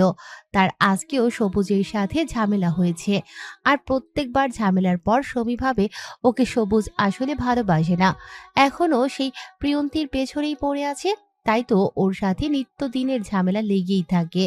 সুমি শুধু সৌজন্যতার খাতিরে কিছু কথা বলে চলে গেল। অনু সুমির চলে যাওয়ার দিকে তাকিয়ে আবারও প্রান্তিককে খাইয়ে দিতে থাকলো। খাওয়া শেষ করতেই অনু বেসিনে হাত ধুয়ে ওর রুমে এলো। কেমন যেন মাথা ব্যথা করে আজকাল ওর, একদম শাশুড়ি মায়ের মতো সমস্যা, সেই সাথে বমি বমি ভাব হয়ে থাকে, মাঝে মাঝে দৃষ্টির শক্তিও ঝাপসা হয়ে আসে। প্রিয়ন্তীর কাছে সমস্যার কথা বলেছে অনু। প্রিয়ন্তী ভাবলো যে অনু হয়তো প্রেগনেন্ট, তাই এরকম হচ্ছে। প্রণয় আসলে ডাক্তারের কাছে গিয়ে একবার শিওর হয়ে আসতে বলল। প্রণয় এলো তার দুদিন পরে, যদিও আসার কথা ছিল না এত দ্রুত, তবে বাসায় মা আর বউয়ের এরকম অসুস্থতা অবস্থা দেখে চলে এলো বোনের কথায়। অনুর অবস্থা দিনকে দিন খারাপের পর্যায়ে চলে যাচ্ছে। প্রণয় বুঝে উঠতে পারল না এরকম কেন হচ্ছে আজকাল। আবার অনু হ্যালুসিনেশন দেখছে, যেমন গত রাতে প্রণয়ের বুকে শুয়েও বলল ওনাকে ঘরের ভিতর ওর বাবাকে দেখতে পেয়েছে, আবার একটু পর বলছে মাকে দেখতে পেয়েছে, মানে সারাটা রাত না ঘুমিয়ে আবল তাবল বলেছে। প্রণয়ের বুকে মাথা রেখে শুয়ে শুয়ে পরের দিন হসপিটালে নিয়ে এলো প্রণয় অনুকে। ডক্টর ওকে বেশ কিছু পরীক্ষা দিলেন, সেগুলো টেস্ট করে ডক্টর রিপোর্ট দেখে কিছুক্ষণ চুপ করে থাকলেন, তারপর গম্ভীর স্বরে বললেন, আপনার স্ত্রীকে দীর্ঘদিন ধরে ধীরে ধীরে বিষ দেওয়া হচ্ছে। পরীক্ষার রিপোর্ট অনুযায়ী তার রক্তে বেলাডোনা বিষ বা ড্যাটুরার বিষ জাতীয় কিছু উপাদান পাওয়া গেছে। প্রণয় হতবাক হয়ে গেল। বিষ মানে? ডক্টর গভীর দৃষ্টিতে তাকিয়ে বললেন, এটি সাধারণ কোনো খাবারের বিষক্রিয়া নয়। এই ধরনের বিষ সাধারণত ধীরে ধীরে শরীরে প্রবেশ করানো হয়, যাতে তাৎক্ষণিক মৃত্যু না হয়, বরং ধীরে ধীরে অসুস্থতা বাড়তে থাকে। প্রথমে মাথা ব্যথা, তারপর দৃষ্টিভ্রম, বমি বমি ভাব এবং শেষে হ্যালুসিনেশন। আপনার স্ত্রী হয়তো এমন কিছু দেখছেন বা অনুভব করছেন যা বাস্তবে নেই। প্রণয়ের মাথা ঝিমঝিম করতে লাগলো। অনুর্গত কয়েকদিনের কথা মনে পড়ল। রাতে ঘরের ভেতর তার বাবা মাকে দেখেছে বলেছিল, কাঁপছিল, প্রলাপ বলছিল। এসব কি তবে বিষের প্রভাব? ডাক্তার তখনই বললেন, আপনাকে খুব সাবধান হতে হবে। কেউ ইচ্ছাকৃতভাবে আপনার স্ত্রীকে বিষ দিচ্ছে খাবারের সাথে মিশিয়ে। এসব বন্ধ করতে হবে, নইলে খারাপ কিছু হয়ে যেতে পারে ওনার সাথে। প্রণয় তখন ডক্টরের দেয়া প্রেসক্রিপশন অনুযায়ী মেডিসিন কিনে অনুকে নিয়ে ফিরে এসেছে। অনুকে যদিও বলেনি ডক্টরের সাথে তার কি কি কথা হয়েছে, তবে অনু বারবার জিজ্ঞেস করছিল, বিধায় জানিয়েছে শরীর দুর্বল, তাই এরকম লাগছে, ঠিক হয়ে যাবে কিছুদিন পর। অনু আর জিজ্ঞেস করেনি, তবে প্রণয়ের মাথা থেকে এই চিন্তাগুলো কমল না। কে দিতে পারে অনুকে খাবারের সাথে বিষ মিশিয়ে? বাসায় তো প্রহেলিকা আর অনু দুজন ছাড়া কেউ নেই। নিশ্চয়ই অনু নিজে খাবারে মিশিয়ে খাবে না। আবার প্রহেলিকাও নিশ্চয়ই। হুট করে প্রণয়ের মাথায় এলো ওর মাও তো অসুস্থ ব্যাপক। আচ্ছা, এতদিনও প্রহেলিকার অসুস্থতা কমেনি কেন? শহরে নিয়ে দেখিয়ে এনেছিল প্রণয়, তাহলে কমার বদলে দিন দিন বেশি দুর্বল হয়ে কেন যাচ্ছে প্রহেলিকা? তাহলে কি ওর সাথেও এরকম করা হচ্ছে না? প্রণয় দ্রুত ড্রাইভ করে বাসায় ফিরল। তখন বিকেল প্রায় হয়ে আসছে। বাড়ির সামনে গাড়ি রেখেই প্রিয়ন্তীকে বলল ডেকে নিয়ে কথাগুলো। মা আর বউয়ের সামনে কথাগুলো বলে ওদের ভয় বাড়িয়ে দিতে চাইল না। প্রিয়ন্তীও বুঝে উঠতে পারল না এরকম কে করবে। কাউকে জানানো যাবে না, আগে খেয়াল করতে হবে কে এসে খাবারে মিশিয়ে দিচ্ছে এই তরল পদার্থ। অন্য রান্না থেকে শুরু করে প্রত্যেক কাজের দিকে নজর রাখছে প্রিয়ন্তী আর প্রণয়। তবে আশ্চর্য হলো তখন যখন প্রহেলিকা রাতে খাওয়ার জন্য চা বানাতে গেল। এই অসুস্থ শরীর নিয়েও হাজার নিষেধ না শুনে চা বানাতে এলো প্রহেলিকা। তখন না চাইতেই প্রণয় সন্দেহ করে গভীর নজর রাখলো মায়ের প্রতি। তবে ওর ভাবনাকে সত্য করতে যখন প্রহেলিকা আঁচলের ভাঁজে লুকিয়ে রাখা শিশি থেকে তরল সেই বিষাক্ত চায়ের কাপে মিশিয়ে দিতে গেল, প্রণয় এগিয়ে এলো, মায়ের হাত থাবা দিয়ে ধরে আটকালো। ঘটনার আকস্মিকতায় প্রহেলিকা হক চকিয়ে গেল। যা, আজ ছেলের কাছে তিনি ধরা পড়েই গেলেন। এখন কি হবে? প্রণয় যথেষ্ট সাবলীল নরম গলায় মাকে জিজ্ঞেস করল। কি মেশাচ্ছিলে? প্রহেলিকা আমতা আমতা করে কি বানিয়ে বলবে তা ভাবার চেষ্টা করলো, তারপর বলল, ওই ওই কি মা, মিথ্যা বলবেন একদম। প্রহেলিকা ঘুরে ছেলের দিকে তাকিয়ে বলল, এটা এক ধরনের ঔষধ যা এক বাবার কাছ থেকে এনেছি আমি। প্রণয় অবাক হলো যেন, তারপর চোখ ছোট ছোট করে বানিয়ে মাথা দুদিকে দুলে বলল, কেন? এই ওষুধ আমি এক ফকির বাবার থেকে এনেছি। সে বলেছে অনু আসার পর আমাদের বাসার উপর অশুভ নজর দিয়েছে খারাপ কিছু, আর তাই নানা রকম ব্যায়ামও দেখা দিচ্ছে দিন দিন। তাই এর সমাধান হিসেবে এই তরল ওষুধ দিয়েছেন তিনি, যা খাবারের সাথে মিশিয়ে প্রতিদিন একবার করে খেতে হবে। তুমি আমায় কেন জানাওনি আগে? আমি ভেবেছি তুই জানলে এসব আনতে দিবি না, তুই এসব বাবাদের বিশ্বাস করিস না, অথচ বাবা বলেছে সম্পূর্ণ বিশ্বাস রাখতে, তাই তোকে বলিনি। প্রণয় দুহাতে মাথা চেপে ধরে বলল, ও শিট মা, তোমার আমাকে জানানো দরকার ছিল। তুই জানো না যে তুমি দিনের পর দিন কি বিষ নিজ হাতে সেবন করে চলেছ? প্রহেলিকার হাত থেকে শিশি পড়ে গেল মেঝেতে। ও যেন বিশ্বাস করতে পারল না প্রণয়ের কথা, ভয়ে জিজ্ঞেস করে, কি বলছিস তুই এসব বাবা? এটা হ্যাঁ মা। প্রিয়ন্তী এসে মায়ের উদ্দেশ্যে বলল, প্রণয় ঠিক বলেছে মা, তুমি দিনের পর দিন নিজেদের মৃত্যু নিজেরাই ডেকে আনছ। এই বিষের জন্যই আজ অনুর এই অবস্থা, আর এজন্যই তুমিও দিনের পর দিন আরো বেশি করে অসুস্থ হয়ে যাচ্ছ। তুমি কার থেকে এসব এনেছিলে? প্রহেলিকা সরল গলায় সব বলে দিল। সুমিকে জিজ্ঞেস করলে সেও জানালো এসব কথা সে জানে না, সবার থেকে শুনেছে এই বাবা চিকিৎসা দেন, তাই তিনি চাচি শাশুড়িকে নিয়ে গিয়েছিলেন এরকম হবে সে কোশমিন কালেও ভাবনায় আনেনি। প্রণয় আর ওকে খাটালো না, সোজা পুলিশকে ইনফর্ম করে চেলা বাবার আস্তানায় নিয়ে গিয়ে ধরিয়ে দিলেন। আশেপাশের অনেকেই এসে জানালো এই ভণ্ড বাবা এরকম অনেকের সাথেই করেছেন। কেউ কেউ সুফল পেলেও বেশিরভাগ মানুষ এর ক্ষতি করেছেন। এর বিনিময়ে তিনি অনেক কিছু নিয়ে থাকেন মানুষজনের থেকে, বেশিরভাগ গবাদি পশু সহ নগদ টাকা পয়সা, এছাড়াও সোনা রূপাও নিয়েছে অনেকের থেকে হাতিয়ে। প্রণয় প্রহেলিকাকেও ডক্টর দেখিয়ে আনলো, এরপর আবার শহরে চলে গেল। ওর বাসার কাজ সম্পূর্ণ হলেই দুজনকে গ্রাম থেকে নিয়ে যাবে। এদিকে সজীব আর সমীর প্ল্যান বিফলে যাওয়ায় দুজনে কিছুটা ক্ষেপে উঠলেও নতুন করে সব ভাবতে লাগলো কিভাবে এখন ওদের সাজানো সংসার ভাঙচুর করে দেয়া যায়, আর যার প্রভাব পড়বে প্রিয়ন্তীর সংসারেও। প্রণয় যেতেই সজীব একা একা সিদ্ধান্ত নিল ও আসলে এখন করবে কি, যাতে অনুর সংসার আর প্রণয়ের সাথে না এগিয়ে ওর কাছে ফিরে আসে অনু, যেন ওর কাছে ফিরতে বাধ্য হয় অনু। তার জন্য যা করার সে করবে। আজ সারাদিন ধরে বৃষ্টি হচ্ছে। প্রহেলিকা খিচুড়ি আর ইলিশ রান্না করেছে, তবে অনু মাছ পছন্দ করে না, ওর জন্য আলাদা করে গরুর গোস্ত রান্না চাপিয়েছে। রান্না শেষ হতেই তিনি একটি প্লেটে খিচুড়ি আর ইলিশ তুললেন সুমিকে দিয়ে আসতে। মেয়েটা বাচ্চা পেটে ধরেছে, 2 মাস হয়েছে। ওর শাশুড়ি ওকে তেমন একটা আদর যত্ন করে না, নিজেকেই নিজের খেয়াল রাখতে হয়। কখনের খাবার কখন খায় তার ঠিক নেই, প্রিয়ন্তী এখনো ভাইয়ের বাড়িতেই রয়ে গেছে। মায়ের থেকে প্লেট নিয়ে ছাতা মাথায় ধরে নিজেই দিয়ে আসতে গেল। প্রণয় কল করেছে অনুর ফোনে, ও বসে কথা বলছিল। প্রান্তিক প্রহেলিকার ঘরে বসে খেলছে। প্রণয় জানালো আর 1 মাস পরেই ওদেরকে গিয়ে নিয়ে আসবে। বাড়ির কাজ আর অল্প কিছু বাদ আছে। সেদিন যে প্রণয় চলে গেল তারপর 1 মাস পার হয়ে গেছে। প্রিয়ন্তী এতদিনে চলে যেত, তবে প্রহেলিকা আর অনু একসাথে অসুস্থ ছিল বলে যেতে পারেনি। ওরা সুস্থ হতেই ছেলেকে নিয়ে চলে গেল। অনু বাড়ির সামনে খোলা উঠোনে কাঠ লাকড়ি রোদের তাপে শুকোতে দিচ্ছিল। সজীব সে সময় কোথাও থেকে বাড়ি ফিরছিল। উঠোনে কাজে ব্যস্ত, অনুর শাড়ি এলোমেলো ছিল। সেদিকেই বাজে দৃষ্টিতে চেয়ে রইল অনেকটা সময়, আর মনে মনে ছক করল একদিন অনুকে সে নিজের বিছানায় নেবেই। যখন অনু কাজ শেষ করে ভেতরের বাড়ি চলে গেল, তখন আড়াল থেকে সজীবও নিজের বাড়ি চলে গেল। সকাল সকাল অনু পুকুরে নেমেছে শাশুড়ি আর নিজের ব্যবহার করা জামা কাপড় ধুয়ে দিতে। প্রণয়দের ঘরের পেছনেই এই পুকুর, নিজেদের জমিতে। পুকুরের পানি পরিষ্কার বলে এই পানিতেই নেমেছে অনু। সেই সময় সুযোগ বুঝে চলে এলো সজীব। অনু সামনের দিকে তাকিয়ে কাজ করছিল বিধায় পেছনে সজীবকে খেয়াল করেনি। আচমকা কেউ ওকে ধাক্কা দিয়ে পানিতে ফেলতে নাক মুখ দিয়ে পানি ঢুকে গেল অবাধে। পা পিছলে যাওয়াতে পায়ে মারাত্মক ব্যথা অনুভব হলো। নিজেকে ধাতস্থ করতে সময় লাগলো। সাঁতার জানা থাকায় পানিতে ভেসে বাধাই করা সিঁড়ির শেষ ধাপে সজীবকে দেখে রাগ হলো। ভেজা শরীরে পানি থেকে উঠে আসায় প্রত্যেক অঙ্গের ভাঁজ স্পষ্ট দেখা যাচ্ছিল। আশ্চর্য, এভাবে পানি ফেলে দিলেন কেন? কি এমন করলাম বড় ভাইয়ের আদরের বউ যে এত রেগে উঠলে? দেবর হই, তোমার মাঝে মাঝে মজা নিতে আসতেই পারি। তারপর মাথাটা নামিয়ে অনুর কানের কাছে মুখ রেখে আস্তে ধীরে বলল, কি পারি না?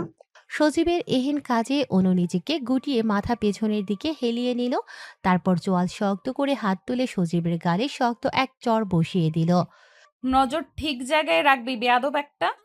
রেগে কথাগুলো বলে বালতি হাতে তুলে নিয়ে বাড়ির রাস্তা ধরল। আপনার বাড়ি ফেরার সময় হবে কবে? খুব তাড়াতাড়ি আসবো কেন? আমাকে দেখি আজকাল অনেক মিস করছে কেউ। অনু লজ্জা পেল, তবুও শক্ত গলায় বলল, মিস করছি না, আপনি এসে আমাকে নিয়ে যান এখান থেকে। প্রণয় একটু কপাল জোড়ো করে রইল। অনু সচরাচর এখানে আসার কথা তুললে বলে আসবে না, আর আজ নিজে থেকে আসবে বলছে। কেন? ওখানে কোনো সমস্যা হয়েছে? শরীর ভালো লাগছে না? অনু বুঝতে পারল প্রণয় আগের ব্যাপারটা নিয়ে এখনো দুশ্চিন্তা করেও চাইলেও না প্রণয় শুধু শুধু ওই ব্যাপারটা নিয়ে দুশ্চিন্তা করুক, তাই বলল, না সমস্যা নেই, আপনার যখন সমস্যা হয় তখন আসুন, আমি রাখছি। কল কেটে দিয়ে মৌন হয়ে বিছানায় বসে রইল অনু। আজকাল সজীবটার ব্যবহার ওর কাছে সুবিধার মনে হচ্ছে না। কেমন সব সময় গা ঘেঁষে কথা বলতে আসে। বাইরে দাঁড়িয়ে স্বস্তি পায় না বলে ঘরেই থাকে দিনের বেশিরভাগ সময়। বাইরে যায় না বলে আজ আবার বাড়িতেও এসেছে বাহানা দিয়ে শাশুড়ির কাছে। প্রহেলিকার সাথে কথা বলে যাওয়ার সময় চোখ দিয়ে কিছু একটা বুঝিয়ে গেছে, যার কিছুই বোঝেনি অনু। প্রণয়ের মামি আর সিথি এলো বেড়াতে। প্রহেলিকা আর অনুমিনে নানা রকম রান্নার আয়োজন করলো ওদের জন্য। সিথি আসার পরেই ফুপির রুমে গিয়ে উঠেছে, আর বের হয়নি। অনুভবলো সিথি হয়তো প্রণয়ের সাথে ওর বিয়েটা মানতে পারেনি বলেই আসার পর থেকে এখনো ওর সাথে দেখা করতে আসেনি বা কথা বলেনি। এমনকি বিয়ের পরে যে কয়েকদিন ছিল এখানে, তখনও অনুর সাথে হাসি খুশিভাবে কথা বলেনি। রাতের খাবারের সময় দেখা হলেও দুজনের সাথে কথা হলো না। যা কথা বলার বলল প্রহেলিকার সাথে। পরের দিন সকালবেলা মামি আসার খবর পেয়ে প্রিয়ন্তী এলো প্রান্তিককে সাথে নিয়ে। ইদানিং প্রান্তিকের শরীর খুব একটা ভালো যাচ্ছে না। থেকে থেকে ছেলেটা কেঁদে কেঁদে বলে সারা শরীরে নাকি আগুন জ্বলে দিচ্ছে কেউ। অয়ন একবার এসে ছেলেকে শহরের ডাক্তার দেখিয়ে এনেছে। উনি বলেছেন বাচ্চা ছেলের শরীর খাবার অনিয়মের ফলে ভিটামিন B12 এর অভাব দেখা দিয়েছে। এজন্য শরীরে জ্বালাপোড়া অনুভব হয়। এর জন্য তিনি কিছু মেডিসিন ও লিখে দিয়েছেন। এভাবে 3জন ডাক্তারকে দেখালে সবার রিপোর্ট একই আসে। প্রিয়ন্তী আসে বিকেলের দিকে। অনুকে পেয়ে সজীবের করা সমস্ত কুকর্ম বলে দেয়। প্রিয়ন্তী রেগে প্রণয়কে বলে দেয়। অনু বলেনি সাহস করে। ওর ভয় হয় প্রণয় যা ছেলে, একবার সজীবকে কেলিয়ে এসেছিল ওকে বিয়ের প্রস্তাব দেয়, তাও ওদের বাড়ির উঠোনে। এবার যে কি করবে কে জানে। প্রিয়তি ছেলে কাছে বলে উঠোনে নিয়ে গেল কোলে করে। প্রান্তিককে কোলে চড়িয়ে হাঁটতে লাগলো পুরো বাড়ি। ছেলের কান্না থামাতে হাত দিয়ে গাছে বসে থাকা পাখি দেখালো, সজীবদের গরু দেখালো, মুরগির ছোট ছোট বাচ্চা দেখালো। প্রান্তিক তা দেখায় মনোযোগ দিয়ে নিজের কান্না ভুলে গেল। সজীব তখন কোথাও থেকে ফিরছিল। ওকে দেখা মাত্র প্রিয়ন্তীর শরীর আগুনে জ্বলে উঠল। ইচ্ছে করলো এগিয়ে গিয়ে দু একটা প্রহার বসাতে, তবে প্রণয় বলেছে এ নিয়ে একটা কথাও না বলতে, যা করার ও নিজে এসে করবে। তাই প্রিয়ন্তী কিছুই বলল না, তবে ওকে দেখে সরে এসে পুকুরের দিকে গেল। ওদিকে ঘুরতে ঘুরতে পাড়ের উপরে লেবু গাছটার দিকে গেল, আর গিয়ে সেখানে অদ্ভুত কিছু আবিষ্কার করলো। লেবু গাছের নিচে একটা ছোট্ট গর্ত করা, 2 ফুট থেকে 3 ফুট গভীর। সেই গর্ততে অল্প পরিমাণে পানি দেওয়া, আর পানিতে দুটো শিং মাছ। সেই শিং মাছগুলোর পেট বরাবর সাদা সুতো দিয়ে একটা করে তাবিজ বেঁধে রাখা। প্রিয়ন্তী ভ্রু কুঁচকে চিন্তা ভাবনা করলো এসব এখানে কেন।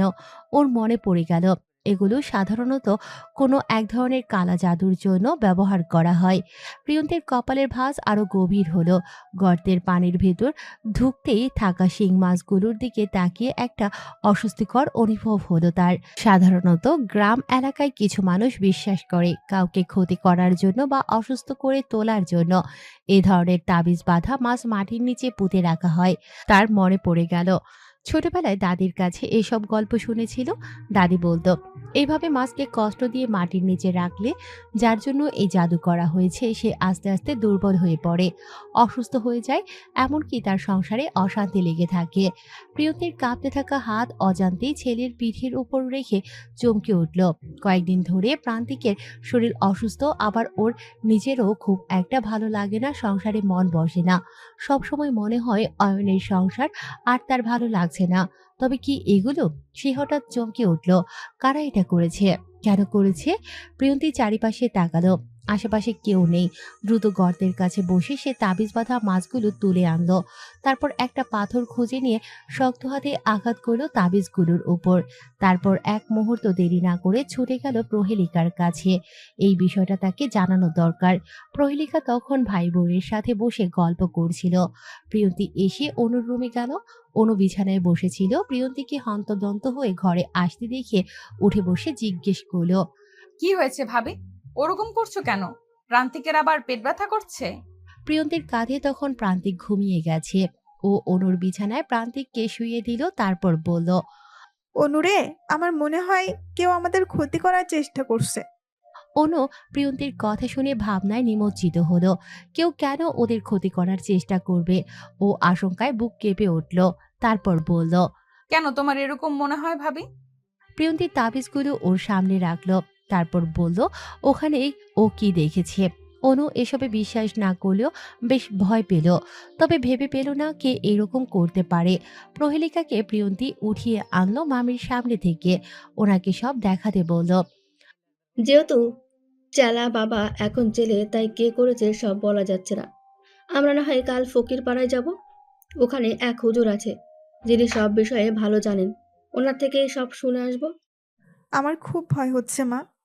ভাবিস না। পরের দিন প্রণয় হুট করেই চলে এলো।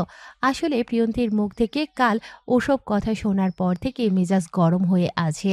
সেই সাথে অনুর উপর ক্ষোভ ও জমিয়ে রেখেছে। কেন অনু আগেই ওকে বলল না, জানালো না যে সজীব ওর সাথে নোংরা ব্যবহার করার চেষ্টা করেছে। যদি প্রিয়ন্তীকেও না বলতো তাহলে সজীব আরো সাহস পেয়ে খারাপ কিছু করতে পারত না। সিথি প্রণয়কে দেখে খুশি হলো, ওর সাথে কথা বলার চেষ্টা করলো, কিন্তু প্রণয় ওকে সময় দিল না। ওকে দেখে খুবই ব্যস্ত মনে হলো। প্রণয় আসতেই অনু সামনে এলো, ওকে ঠান্ডা পানির গ্লাস এগিয়ে দিল, তবে প্রণয় তা নিল না। এমনকি অনুর সাথে কথাও বলল না রাগ দেখিয়ে। অনু এবার না পেরে প্রণয়কে জিজ্ঞেস করলো, কি করেছি? কথা কেন বলছেন না? কি কথা বলবেন না আমার সাথে? প্রণয় এবারে চুপ করে বসে রইল, কিছুই বলল না। অনু সোফার পাশে বসে বলল, কি কথা বলবেন না আমার সাথে? প্রণয় উঠে বাইরে গেল। ফিরল কিছু সময় পর। অনু তখন বিছানার উপর হয়ে শুয়ে আছে, ওর পিঠ কাঁপছে। প্রণয় নিশ্চিত হলো ও কাঁদছে শুয়ে শুয়ে। আশ্চর্য এই মেয়ে জাতি, সামান্য অল্প একটা বিষয় নিয়ে এরকম করার কি মানে আছে? প্রণয় কাছে গিয়ে বলল, সজীবের বিষয় নিয়ে আমাকে আগে কেন বলিসনি? আমাকে তোর বলার প্রয়োজন মনে করলি না কেন? যদি খারাপ কিছু হয়ে যেত তখন এর ড্রাইভার কে নিত? অনু শোয়া থেকে উঠে বিছানায় বসে ফোপাতে ফোপাতে বলল, আমি ভেবেছিলাম আপনাকে জানালে আপনি সামান্য ব্যাপারটা নিয়ে অহেতুক ঝামেলা সৃষ্টি করবেন, তাই ভয়েই বলিনি। আশ্চর্য। আমার ভুল হয়ে গেছে প্রণয়। এবার থেকে আর আপনার থেকে কিছুই লুকাবো না। এইবারের মতো আমার সাথে কথা বলুন। মনে থাকবে? প্রণয়ের রাগি রাগি চোখের দিকে চোখ রেখে বলল, মনে থাকবে। আপু আর মা কোথায়? মায়ের সাথে সকালবেলা কোথায় যেন গেছে। বাসায় শুধু মামি আর সিথি আছে। আচ্ছা, প্রান্তিককে নিয়ে গেছে? হ্যাঁ। তারপর অনু গতকালের বিষয়টা প্রণয়কে বলল। প্রণয় বলল, আমাকে না জানিয়ে গেছে কেন? কারণ আপনি এসব অলৌকিক শক্তিতে বিশ্বাস করেন না। জানালে আপনি কখনোই আজকে মা আর ভাবিকে ওখানে যেতে দিতেন না। প্রণয় বিরক্ত হলেও মা আর বোনের প্রতি। এসব এই যুগে এসে কেউ বিশ্বাস করে? এর আগে কি চেলার ওই মিথ্যে কর্মকাণ্ড দেখেনি? প্রণয় নিজেই তো ধরিয়ে দিল বেড়াকে। তাও প্রিয়ন্তী আর প্রহেলিকা সেই হুজুরের সামনে সব রাখলো। তিনি এসব দেখে বললেন, এই কাজ ইসলামের সম্পূর্ণ হারাম এবং শিরক। শয়তান মানুষকে বিভ্রান্ত করার জন্য এসব কাজে লিপ্ত করে। প্রিয়ন্তী উদ্গ্রীব হয়ে জিজ্ঞেস করল, কিন্তু হুজুর, কেউ যদি সত্যি এসব দিয়ে ক্ষতি করতে চায় তাহলে কি আমরা বিপদে পড়ব? হুজুর মৃদু হেসে বললেন, বিপদ আপদ সব আল্লাহর ইচ্ছার উপর নির্ভর করে। আল্লাহ ছাড়া কোনো কিছুই কারো ক্ষতি করতে পারে না। কোরআনে এসেছে, তারা কারো কোনো ক্ষতি করতে পারে না যতক্ষণ না আল্লাহ অনুমতি দেন।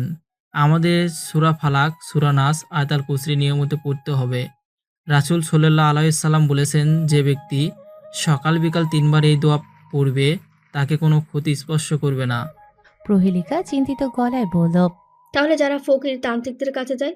হুজুর গভীরভাবে তাকিয়ে বললেন, রাসূল সাল্লাল্লাহু আলাইহি সাল্লাম বলেছেন, যে ব্যক্তি জাদুকরের কাছে যায় এবং তার কথা সত্য মনে করে, সে মুহাম্মদ সাল্লাল্লাহু আলাইহি সাল্লামের উপর অবতীর্ণ ধর্মের সাথে কুফরি করল। প্রিয়ন্তী আতঙ্কিত হয়ে বলল, তাহলে এসব তাবিজ কি করব? হুজুর বললেন, এসব ধ্বংস করে দাও, তবে আল্লাহর উপর ভরসা রাখো। মানুষের ক্ষতি করার ক্ষমতা শুধু আল্লাহর হাতেই। কিন্তু হুজুর, বেশ কয়েকদিন ধরেই আমার ছেলের অসুস্থতা আর আমার মন মেজাজ ভালো যাচ্ছে না। আমার মনে হয় এই শিরক কাজগুলো আমারও আমার ছেলের সাথেই করা হচ্ছে। হতে পারে। আমি দেখেছি এই তাবিজের ভিতরে কাগজে কার কার নাম লেখা আছে।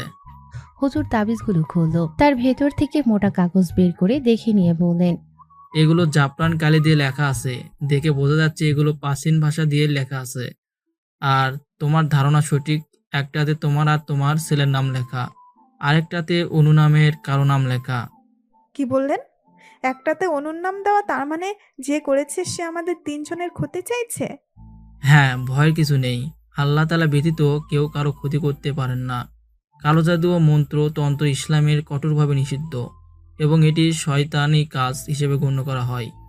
যারা এই কাজে লিপ্ত হয় তারা আল্লাহর নির্দেশের বিরোধিতা করে এবং শয়তানের অনুসারী হয়।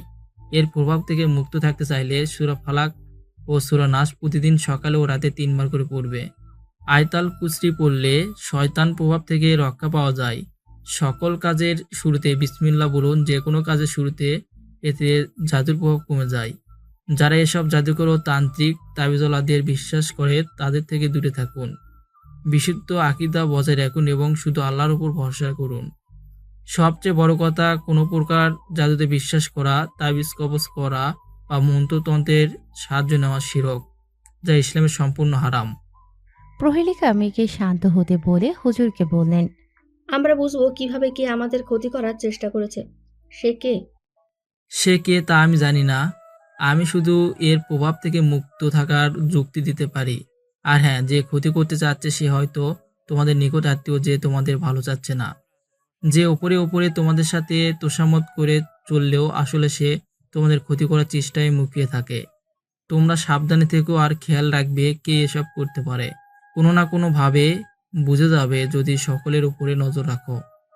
জি হুজুর, এখন তাহলে আমরা আসছি। আচ্ছা। প্রিয়ন্তী আর প্রহেলিকা যখন হুজুরের সাথে দেখা করে বাড়ি ফিরল তখন বাড়ির উঠোনে পা রেখেই চমকে উঠল। বিভৎস দৃশ্য দেখে সজীবকে কাঁঠাল গাছের সাথে দড়ি দিয়ে পেঁচিয়ে বেঁধে প্রণয় আজ দ্বিতীয়বারের মতো বেধড়ক মারধর করছে। অনু বারান্দায় দাঁড়িয়ে ভীত চোখে ওদিকেই চেয়ে রয়েছে। অনুর পাশে সিথি আর ওর মা দাঁড়িয়ে দাঁড়িয়ে দেখছে প্রণয়কে থামাতে চেষ্টা করছে। সবুজ আর ওর বাবা মিলে তা পারছে না। সুমি ও পেট নিয়ে এগিয়ে আসতে পারছে না, ওর শাশুড়ি এখন বাড়ি নেই। আশেপাশের মানুষ এসে সবাই মিলে প্রণয়কে আটকালো। প্রহেলিকা আর প্রিয়ন্তী এসে ছেলেকে বুঝিয়ে নিজেদের কাছে টেনে রাখলো। এত সময়ের আশেপাশের সবাই জেনে গেছে সজীব অনুর সাথে খারাপ আচরণ করেছে, সেই জন্য তো কেউ এগিয়ে আসতে চাচ্ছিল না প্রথমে। তবে প্রণয়কে ভয়ঙ্কর হয়ে উঠতে দেখে থামিয়েছে, নইলে সজীব আজ শেষ হয়ে যেত।